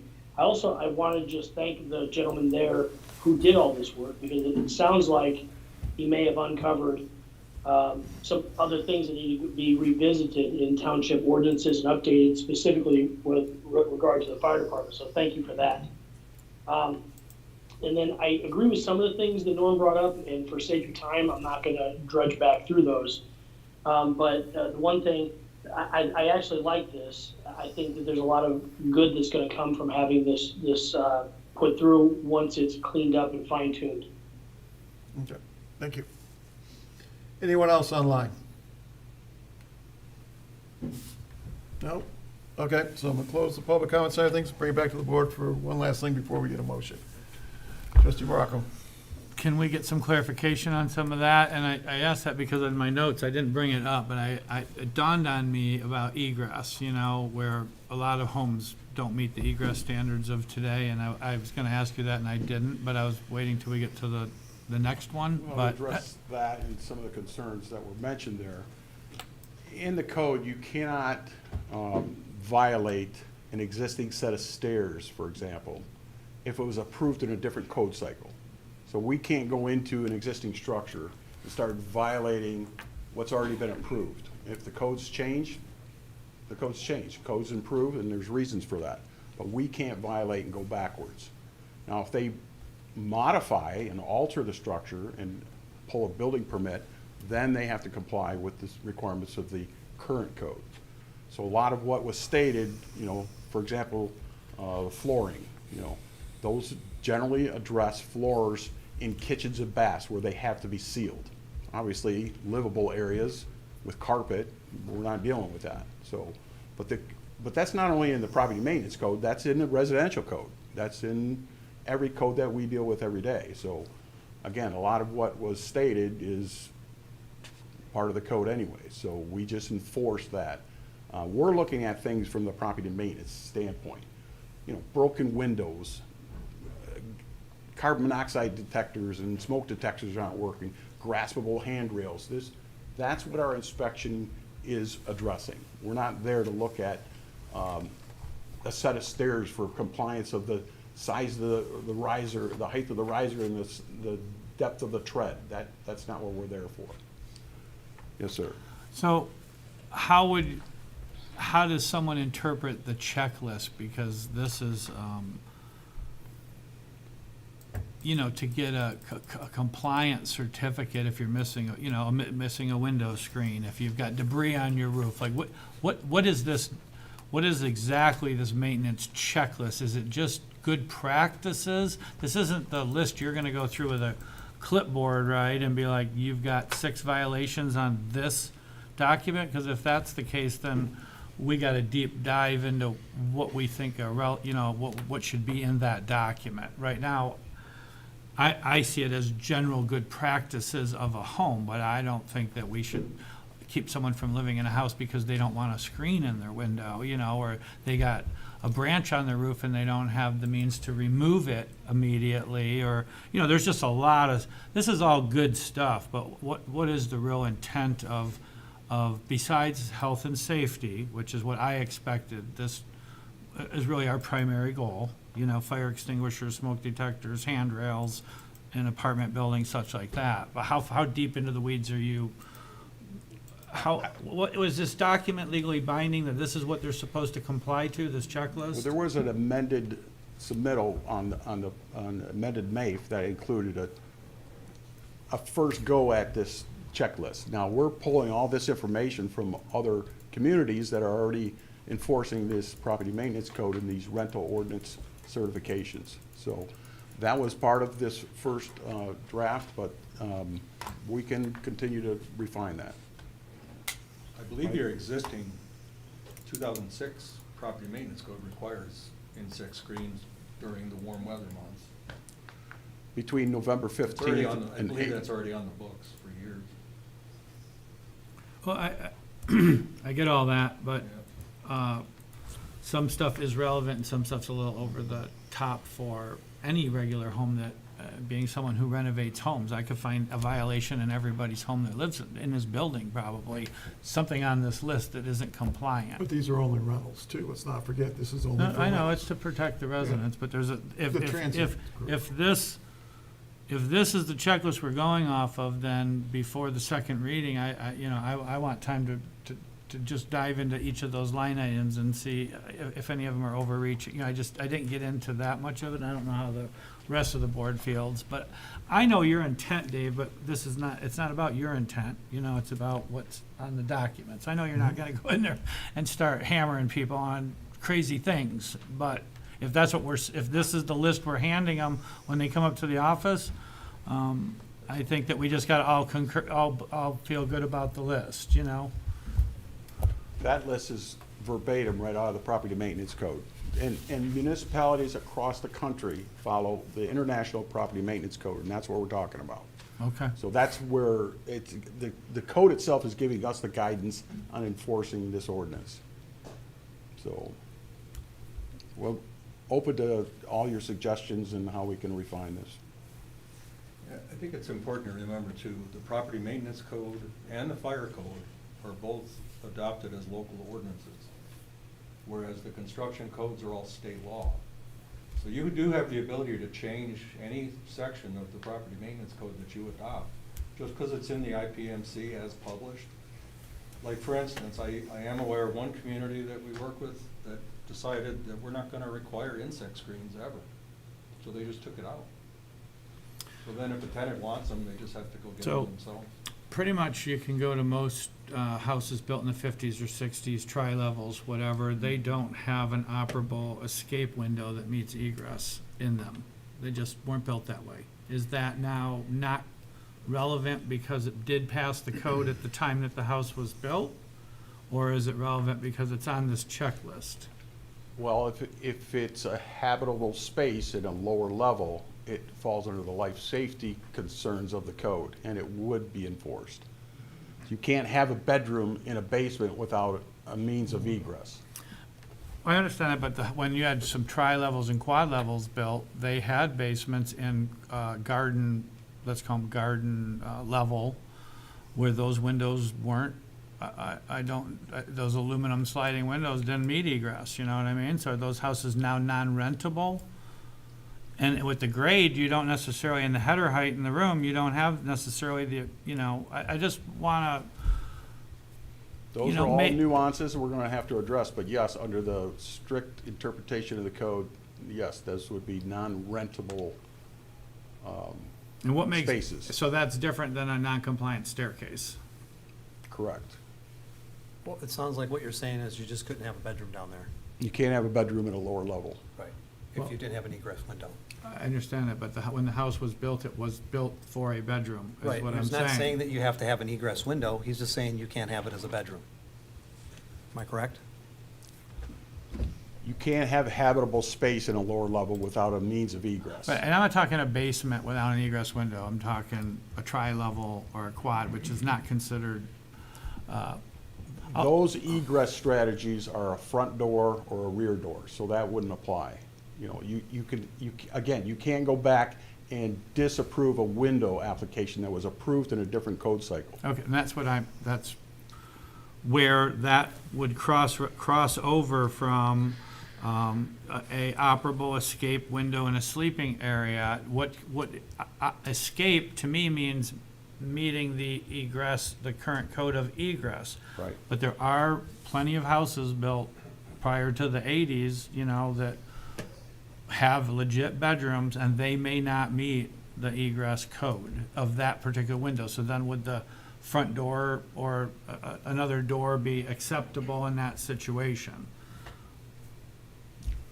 Again, if a lower level or any level doesn't have a means of egress, the code would have to be enforced. If it's a basement with no windows or no way I'm not out. talking about a basement. I'm just talking about where the windows are smaller and higher because of the architecture of the house, not a basement where The you, idea is if there's a fire at the top of the stairs and there's, say, children down there sleeping, there's no other way to get out. There has to be another way out, or else it's just a death trap waiting to happen. okay. Clerk Newbeck. Trustee Morocco, do you feel that you've adequately been able to go through this and dissect it? Because you made some comments that sounds like you have not had a chance to fully digress through that. And if Well, that's the case, I think that we should move to have the first reading again so that we can thoroughly vet it, because that's not the time for us to be doing that at the second reading and Right. adoption. And I don't want to be the only one, you know, Well, I'm just everyone's saying, consensus, I know from being in the building and Dave and inspectors that there's a reasonability in doing it too. And I want to make sure that we're clear with the residents, because some of the things on this list could affect the structure of the home to make it rentable because of the way it was originally built. And if it's just the egress thing, I want to be clear that that's a non-negotiable. A staircase thing is not, according to Dave. Like, I want to be clear that if there's anything that's a non-negotiable, that we're clear about that before we adopt it, you know? And maybe Dave could think about a few things. I'm not opposed to any of it. I think it would be great if every rental has this and protects the residents. But I don't want to, I just want to be clear. If we're all in agreement that they might have to alter an existing house that's always been a bedroom for 50 years to still be a bedroom, that we're clear about it, and we're making that public as we adopt it. As a follow-up thought, though, is we can always amend the ordinance. We can come back and fine-tune it even after we've approved it. So it's not set in stone at any time. No, I'm just So trying to get it. Well, I'm just putting that out there. Because there's a lot of, all the rentals we have, there's a lot of people that are gonna have a vested interest in it that may not be paying attention tonight, but they're gonna find out about it real soon. I also And- think that if you're changing the purpose from a residential, your private home, to a rental, a commercial opportunity, then the standards are definitely different and change. So if that tri-level in the 50s was built for a private resident, that's that. If you're changing it over now because you want to run it out, you have to meet different standards. I mean, that's true all through I agree with the that, because code. it's for profit. Yeah. I've said that many I times. know. For That's why I'm profit is wondering why different. you bring it up. I just wanted, there was a little bit of some stuff is kind of grandfathered, some stuff's not. I just wanted I wanted Dave's take and to be clear on that, you know, on how that works, that's all. Yes. Was there a particular reason, because I am curious now about short-term rentals that was brought up, bed and breakfast, things like that, that's why there's a reason that this isn't included? It includes both long-term and short-term Oh, rentals. it does? Absolutely. Okay, Any structure that's rented okay, out for occupancy. even Mobile if it's- homes. Even if it's for a week or two. okay. Now, this could be a policy decision for the board, but the way this is written, any and all rentals, regardless of length of stay, would qualify if it's a residential rental. So, Now, in terms of regulating short-term, licensing them and regulating behavior and all that, that's totally separate. That's usually handled under a zoning code. so my question would be then, at that point, if we're making that decision and say somebody, like it was brought up as an example, I rent my house out, and I go to, somebody lives there in the winter, and I live in Florida, and they're not nearby, is the goal, would you have to appoint somebody then at that point to be nearby to be able to handle any problems? So they'd have to have an appointed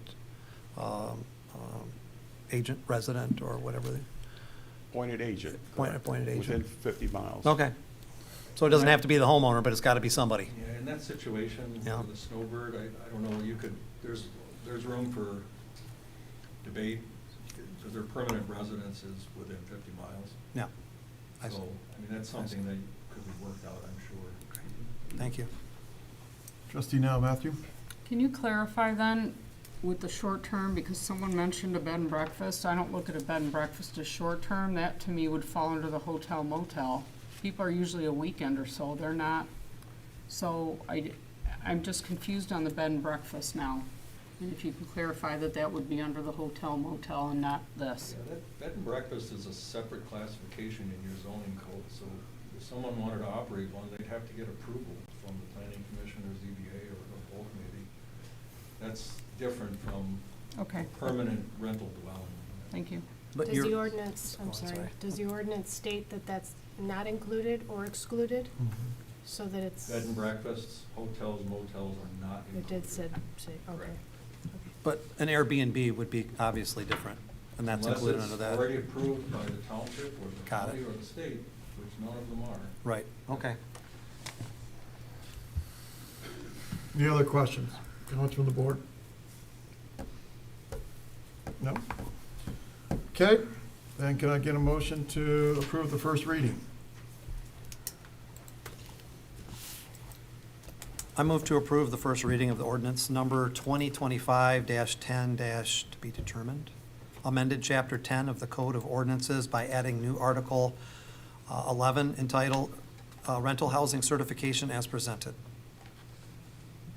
Second. Can I get a roll call, please? Can I make a comment?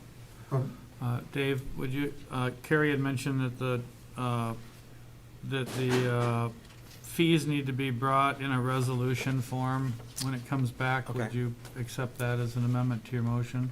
Yes. Do you want me to reread the motion, Dan? No, that's fine. Oh, reread it and add that in there?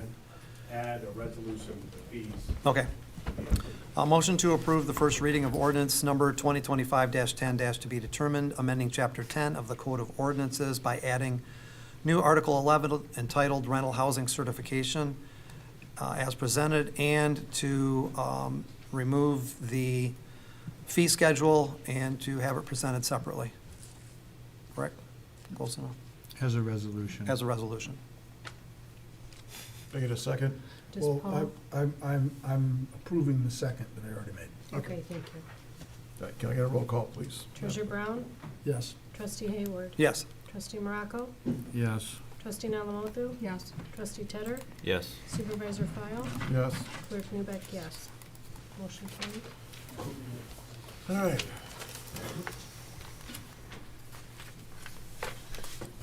So we're on number 3, request to approve the first reading of ordinance amendment, property maintenance code.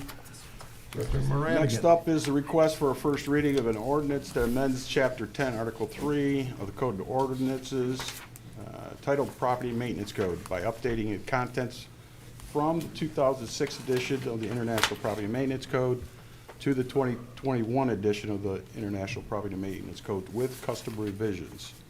This update will help facilitate enforcement of the rental housing ordinance concurrently being offered for consideration. The International Property and Maintenance Code is an important tool used by communities across the country to promote safe, healthy, and well-maintained properties. The purpose of adopting the International Property Maintenance Code amendment is straightforward: to establish clear, consistent, and enforceable minimum standards for the upkeep of residential and commercial structures within the Charter Township of Independence. These standards ensure that the buildings are maintained in a manner that protects public health, preserves neighborhood quality, and supports the long-term sustainability of our community. As you consider the ordinance amendment, I want to once again bring Mike to the podium to further present on this amendment. As I mentioned earlier, this is not a minor tune-up from one code to the next. This is a generational jump from '06 to 2021. Like the fire code, a lot has changed. but the bottom line is the same between the '06 version that you currently have on the books for the last 15, 20 years and this one. The best way I can explain the property maintenance code is take it verbatim. It's not requiring wholesale upgrades of building code or electrical, mechanical, or plumbing codes. It's requiring you to maintain it in good, safe, sanitary operating condition under the construction code that it was originally approved and built under. So the example about the staircase and the steps and, you know, if I'm going down the basement stairs and I'm only 5'10", but yet I can whack my head on the ceiling and those types of things, we run into all kinds of older historic homes or just older homes built under, if it was built under the 1952 Boca Code and approved that way, the property maintenance inspector or housing inspector is not going to come in and say, nope, you have to tear it out and redo it to meet the current construction codes. Those are all things that are done under permit through Dave's office. This is simply maintain what's there the way it was approved to be constructed when it was approved, regardless of when that happened. Now, certain safety requirements do get added over time. For instance, smoke alarms. There weren't any smoke alarms in the 50s. Carbon monoxide alarms are a little bit of a newer thing, and they are required under certain circumstances as a safety thing. But that's, I just want to make that clear for the property owners and for the board. We're not coming in and telling people to rip it out and upgrade it. Don't upgrade your electrical. Don't, you know, the only exceptions to electrical I can think of is if there might be a GFCI required because it's a certain distance from running water, that type of thing. But so that's basically what the property maintenance code is. Most of these are administrative sections, and they mirror what you already have on the books. For instance, the insect screens, the water temperature, the HVAC, heat minimums, those types of things are all in the current code, and it is standard industry practice across the country. You can change it if you wish, but I would urge you to come to some reasonable agreement with Dave that he can live with in terms of the safety of the occupants. Anyone that is cited for a violation that wants to appeal it would go to your existing construction board of appeals. That's what it's there for.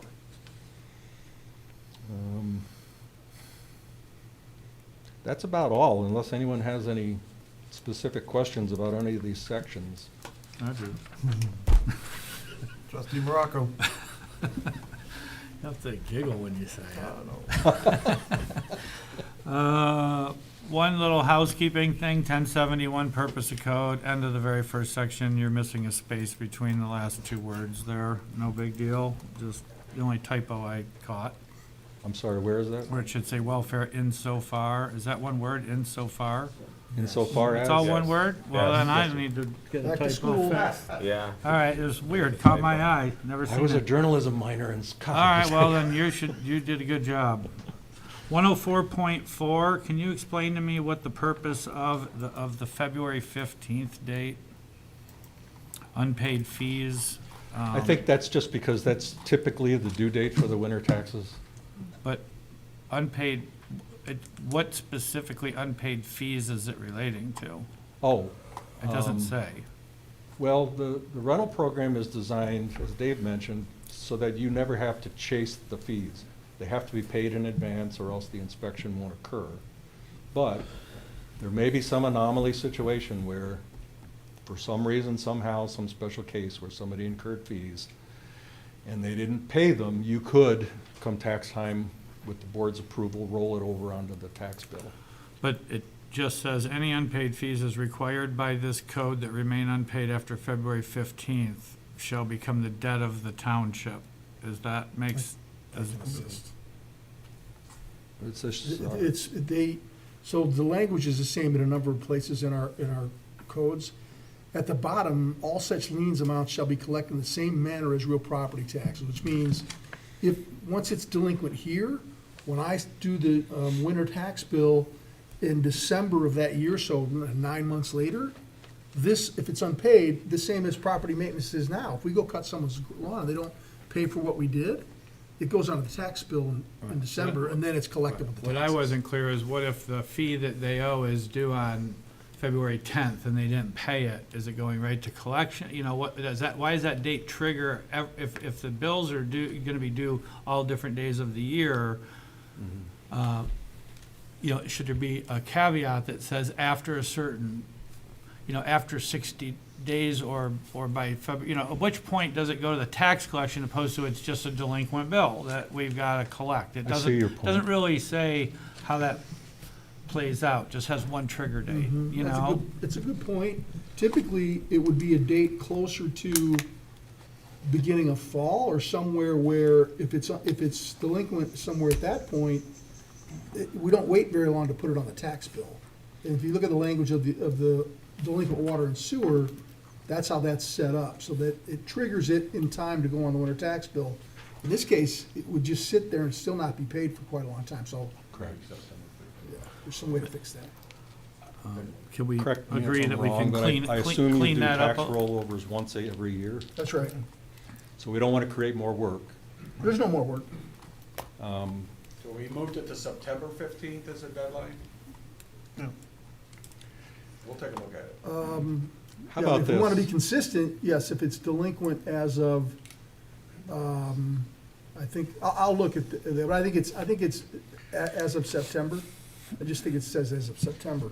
So we can amend this to say something along the lines of, any delinquent fees that remain delinquent on the date specified are eligible to be rolled over on. Well, the rest of it's fine, because it talks about specifically what that means, such as becomes a debt, and then later says it's treated the same as property taxes. All that part's good, we just need to define the deadline for it, which I think accurately would be something closer to the September date. What date would you like it to be? Let me look at the delinquent water and sewer, and Perfect. I'll provide that to you, Dave. I would just comment that we're gonna clean up the language on the deadline date before it goes on the tax roll, and then you guys can work it out. Does that make sense? No, I can have it for him tomorrow. Yeah, okay. Just, that was something I just didn't it's a good really catch. jive. The other thing on, some of these that the way that you guys presented this were added in its entirety, you know, added in its entirety is fine because I see everything that's in its entirety. But then in section 302.4, it just says, added the word 8 inches in height, but it has no reference to what that referred to. I'm sorry. That's grass height. Grass. Okay, well, That's- I was thinking steps, so that goes to show you I didn't know what you I were talking about. understand exactly what you're you know? referring to. 302.4 is the height of grass, and that's a carryover. Isn't our standard in the township 10? Or is it 8? Is it 8? I Okay, looked for it up and I Noxious read 8. weeds is 8? It's definitely eight. Okay. And then the thing that, and this is probably petty, but it's annoying me, you got all these dates all these temperatures where it's either 68 degrees or 65 degrees, okay? In the maintenance code, it says that if your average temperature is above 30 degrees, then 65 degrees is the target. Well, our average temperature in Clarkston, Michigan, year-round is 49 degrees. So that would, according to this, mean that you would only have to have the building would go to 65 degrees. And then occupiable spaces in 602.4 say 65 degrees is an occupiable space, but in 6202, there's a lot of places that says it has to be 68 degrees. Is there a reason why we can't just have 1 degree that we're going off of? I think the exception that drops it to 65, and this is where the average monthly temperature. So if you have a month in the winter where it's just brutally cold and the unit it just can't be kept reliably at 68, it can be lowered down as long as it's comfortable and livable. But again, that's something that Mr. Moran can change if he'd like. I agree, Sam. I looked at that as well, because the state residential code is 68 degrees. You have to maintain a minimum 68 degrees. So we can obviously address that as well. You can just strike that exception. That's all I got. Clerk Newbeck. Copies of the code, can you add to the resolution the costs, so then that's set as well when we adopt the fees? It says the complete copy is available for public purchase at the clerk's office. So can you set whatever that fee is so that we know, please? I can tell you that this IPMC book published by ICC, you can buy it on Amazon, I think, for $15 or $20. We'll provide the copies in the clerk's office. We're obligated to do that anyway, so. Well, just, oh yeah, I guess just let me, I just think we should set the fee so that people know ahead of time Okay. when we approve the we can do that. fees. Perfect. Thank you. Trustee Now Matthew? You brought up the grass height. If you're cleaning everything up on your rental housing property maintenance checklist, it does say 10 inches. So if you're going to 8, On the checklist, yes. that was an oversight on my part. Should be consistent.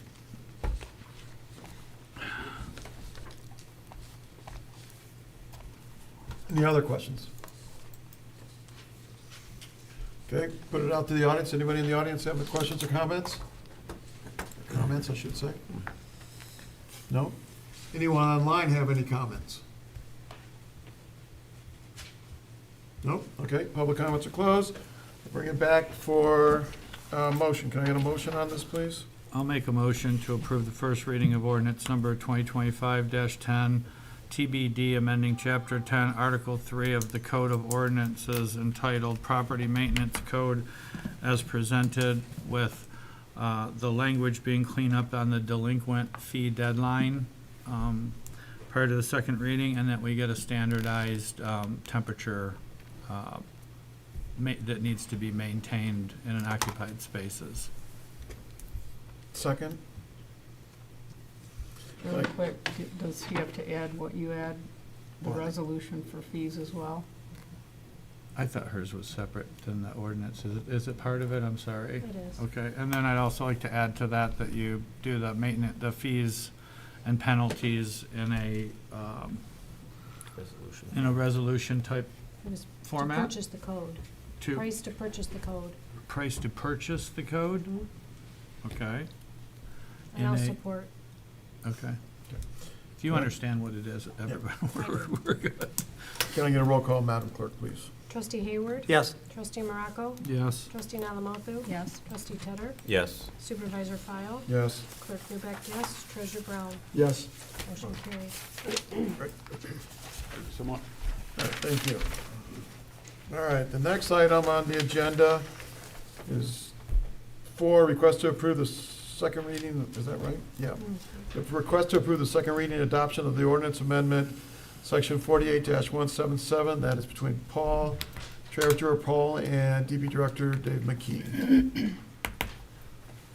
Dave's gonna jump in there, I think, but I'll just point out that the language we need for the timing of that delinquency is we're probably just gonna follow this, which is if it's more than 90 days delinquent on September 1st, it goes on the tax bill. So that means it's not trying to capture something that they didn't pay from a week ago, right? It's gotta have something to it. So I think we'll just use that and I'll provide that to them. Go ahead, Dave. That's exactly right. That's perfect. So this is just some housekeeping with our ordinance and it's for transfer to taxes and things like that. We had a discrepancy between when water bill and sewer bill language is in there. So Paul was kind enough to get this ordinance change on there, and this is the second reading of that ordinance to do this housekeeping. So everything's falling in line, just like kind of what we were just, the last subject was being talked about. Make sure everything is the same for everything, and as for when things go to tax transfer. And I think this is great. This is a good idea right here. Perfect. Okay. Any questions from the board? Any question or comments from the audience? Any comments from online? No? Okay. Can I get a motion then, please? I move to approve the second reading and adoption of the amendment to the Independence Township Ordinance Code, section 48-177, lien to take effect immediately and direct the clerk to certify in a manner prescribed by law. Second. Can I get a roll call, Madam Clerk, please? Trustee Morocco? Yes. Trustee Alamothu? Yes. Trustee Tedder? Yes. Supervisor File? Yes. Clerk Newbeck, yes. Treasurer Brown? Yes. Trustee Hayward? Yes. Motion carried. Thank you very much. Thank you. All right, next item, number 5, is request to approve the second reading and adoption of the amendment to the zoning ordinance, Chapter 50, Section 2.02, 6.05, 6.06, and 6.07 for definition and procedural changes to the site plan review regarding trees and tree canopies. This is being brought forth by trustee Morocco. Do you want to add anything?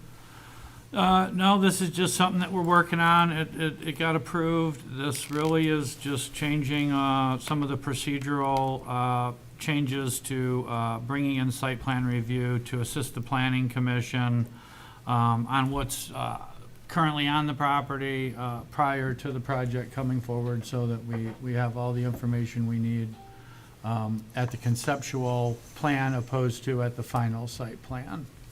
So, Okay. it's Any questions from the board? No. Any comments from the audience?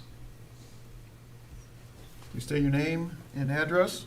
Neil Wallace, 6593 Clarkston Road. I'm concerned from what I understand about this, that at conceptual site plan review, you're going to be requiring a developer, a property owner, to present a tree survey. That seems to me to be an inordinately inappropriate requirement that early in the process. Any piece of property we have, we can see that the trees are on it. All that a developer or property owner is doing at that juncture is trying to get a handle on what the township, particularly the planning commission, feels about the site plan, generally, not specifically. It was very common when I was on the planning commission, for instance, that we wouldn't, at conceptual, get an entire lighting plan. We would do conceptual with the understanding that the lighting plan had to come back at final. I suggest the same thing should be done here. At conceptual, it should be enough for the planning commission to give the developer, the property owner, some notion about whether this is acceptable and on what terms it might be acceptable to the township. And then for final, they could go to the expense, knowing that they've got at least conceptual approval, they could go to the expense at that point in time of having the tree survey done. Thank you. Any other comments from the audience? No. Any comments online? Nope. Okay, I'm gonna close comments, bring it back. Can I get a motion, please? I have a question. Nope, go ahead. Dennis, bring- Have we looked at, so how many people come to conceptual and then the project never moves forward? Do we know what percentage of those things? So here's the thing, right, and in fairness to Mr. Wallace, is that he probably doesn't know, is that we have a P2 meeting. It's a preconception meeting, it's a pre-meeting, and at that point in time, they do bring over a conceptual site plan, and they kind of go through it. We are not asking for the tree ordinance at that point. So there is an off-ramp before it gets to the point where they incur the expense on this. So we go through, we talk about it, everybody's involved in the same group, literally at the preconception meeting, is in this one, and we go through. The vast majority, so far for 95, or 25, did not move forward. But at that point in time, too, they have a much clearer understanding of where the planning commission and every other department's involved thoughts are on the project itself. And that's happening before they have to provide Yes. the tree? Yes. Because that's really the pre-meetings. Well, that's why it's a P2 meeting, Yeah. yeah. Okay. I know that you've closed comments, but I'd just like to say that I think that because of that juncture, which we didn't have that when I was on the planning commission. Right. That is probably a good idea, but because at that juncture, you're really not getting a vote of the planning commission, it's a subcommittee meeting, you don't really have a feel about whether you're gonna go forward or not. So I think it's too unwieldy and expensive at that juncture, because you're going to have another step, the final site plan. Good, thank you. Comments? No? I was gonna make a motion. Yeah. Good, everybody good? Yeah.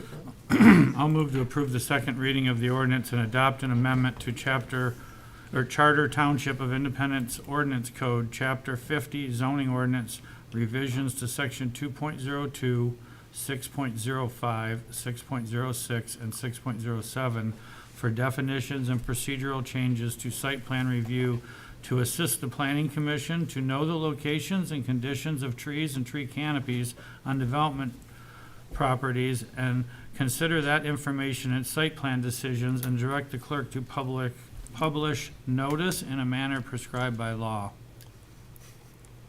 Second. Madam Clerk, can I get a roll call, please? Trustee Malamotu. Yes. Trustee Tedder. Yes. Supervisor File. Yes. Clerk Newbeck, yes. Treasurer Brown. Yes. Trustee Hayward. Yes. Trustee Morocco. Yes. Motion carried. All right. Number 6, request to appoint and reappoint board and committee members for the Investment Advisory Committee. This is brought forth by Treasurer Paul Brown. We're reappointing 3 members and adding former trustee Ron Ritchie as a new member for the Investment Advisory Committee. And if there aren't any questions, I guess Yeah. Is there any questions? we'll jump right into it. No? Any comments from the audience? Any comments online? Okay, then I'll bring it back. We'll make a motion to appoint Ron Ritchie as regular members of the Investment Advisory Committee for a 3-year term scheduled to expire on December 31st, 2028. Support. All those in favor? Aye. Opposed? Carried. I'll move to reappoint Robert Whitcomb as a regular member of the Investment Advisory Committee for a 2-year term scheduled to expire on December 31st, 2027. Second. All those in favor? Aye. Opposed? Carried. Move to reappoint Craig Ron as regular member of the Investment Advisory Committee for a 3-year term scheduled to expire on December 31st, 2028. Second. All those in favor? Aye. Motion carried. Opposed? Motion carried. Move to reappoint Joe Schuscher as a regular member of the Investment Advisory Committee for a 2-year term scheduled to expire December 31st, 2027. Second. All those in favor? Aye. Opposed? Motion carried. Thank you. All right. Number 7, which is the request to authorize and investigate ZBA chairperson for misfeasance, and that's brought forth by Sam Morocco. Before we get into it, though, there are some procedural issues with the way this was brought forth. I was asked to get legal to provide a legal opinion on this, because it was brought up that this may be construed as double jeopardy, or if there was a procedural process to do this. To that end, I'm going to have the Township Attorney, Dan Kelly, come up and talk about the process. Dan Kelly, Township Attorney. Yes, I was asked to take a look at specifically the process of bringing back potentially a prior action that this board had already decided. As the board knows, I've provided an opinion that I do believe that this is essentially similar enough of a request to what was previously decided by this board back on July 22nd. That being the case, and the time frame having run for it to be a reconsideration, my recommendation to the board is to consider this as a potential for a rescission of the prior action of the board, which is the first action that the board should take. Because there was no notice of that to the public and/or the board members in advance of the meeting, it will require that it be by a supermajority, a 2/3 vote, 5 members of actually the elected board. So that would be to consider the motion for reconsideration.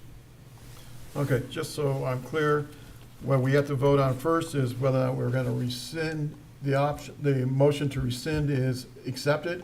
If it is, then we would go to, and so a yes there would then take us to the actual motion that was presented on the agenda. Yes. A no to the rescind would then end that line of conversation at that point in time. Yes. Okay. Back on July 22nd, the board made a motion to deny the request that is essentially the same request that is being made tonight. So you would have to rescind that motion and the passage of that motion. Okay. Before we take a vote on the motion to rescind, does anybody on the board have a question about the technical procedure part of this? No? Okay. Is anybody in the audience? No. Anybody online? No? Okay. Then I make a motion to rescind the board's previous actions of July 22nd, 2025 to deny the investigation in consideration of removal of the township ZBA chair. A vote of yes would then first take us to motion 7. A no would will end this line of conversation. So can I get a roll call, or can I get a second? Second. Can I get a roll call, please, Madam Clerk? Trustee Tedder, No. Supervisor File, No. Clerk Newbeck, no. Treasurer Brown, No. Trustee Hayward, Yes. Trustee Morocco, Yes. Trustee Nalamothu. No. Okay, the motion to rescind has been squashed, not passed. So therefore, that ends that line of conversation. The next thing on the agenda is that we don't have any closed session. Communication, future agenda items, reports. Report Oakland County Sheriff's Office 2025, Downtown Development Authority 2025, Video Center Administrative Board April 30th, 2025, Residential Open Space Advisory Committee August 11th, 2025. Any board member comments at this point? Yeah. Trustee Morocco.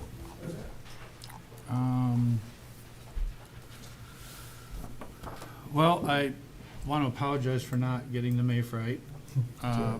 That was, there had been dialogue back in the day with Dan to help me. I talked to you about it. We didn't have money in the budget at the time for the trustees to work with the attorney, so I did the best I could with what I had, which AI contributed a lot. Thank you for that. But I did not know that it had to be something different, so I will either at the next meeting or going into January, I'll be able to work with Dan. I will redo the MAF with a different set of, completely different set of charges, and then that way we won't be redundant, and I'll fix the problem and bring it back to the board in the future. Any other comments? Yes, I agreed with Sam about having that rescinded, only because I look at it as I can't understand why, if somebody had an accusation, why nobody's interested in having it looked into. I think that if I had an accusation or somebody accused me of something and I stood firm on how I believed and I made a decision, or whatever it may be, that I believed that I was in the right, go ahead, investigate me. Please look into it. I'd rather be cleared than have that hanging over there. We don't know everything about the ZBA, I know that. I do know that for a long time, the ZBA has been overlooked. We haven't had a trustee on the ZBA board. I've been looking into the last 5 years of what's happened on the ZBA, and I think we could do a lot better there, for sure. And I know I've spoken to Chuck about it. I mean, there's no secret about it, and a lot of this is new to Chuck and myself as far as what the things have gone on over there, but, you know, it has lacked some oversight, and well, that's just my opinion of I don't understand why nobody would want merely for somebody with Dan's experience and understanding and knowledge just to look at what happened to see if there was something wrong. And if there was, then we go forward. If there wasn't, there wasn't. So that's all. Thank you. Any other? I'm sorry, and I would like to add as well too, and unfortunately, we didn't have an opportunity to discuss it the first time around.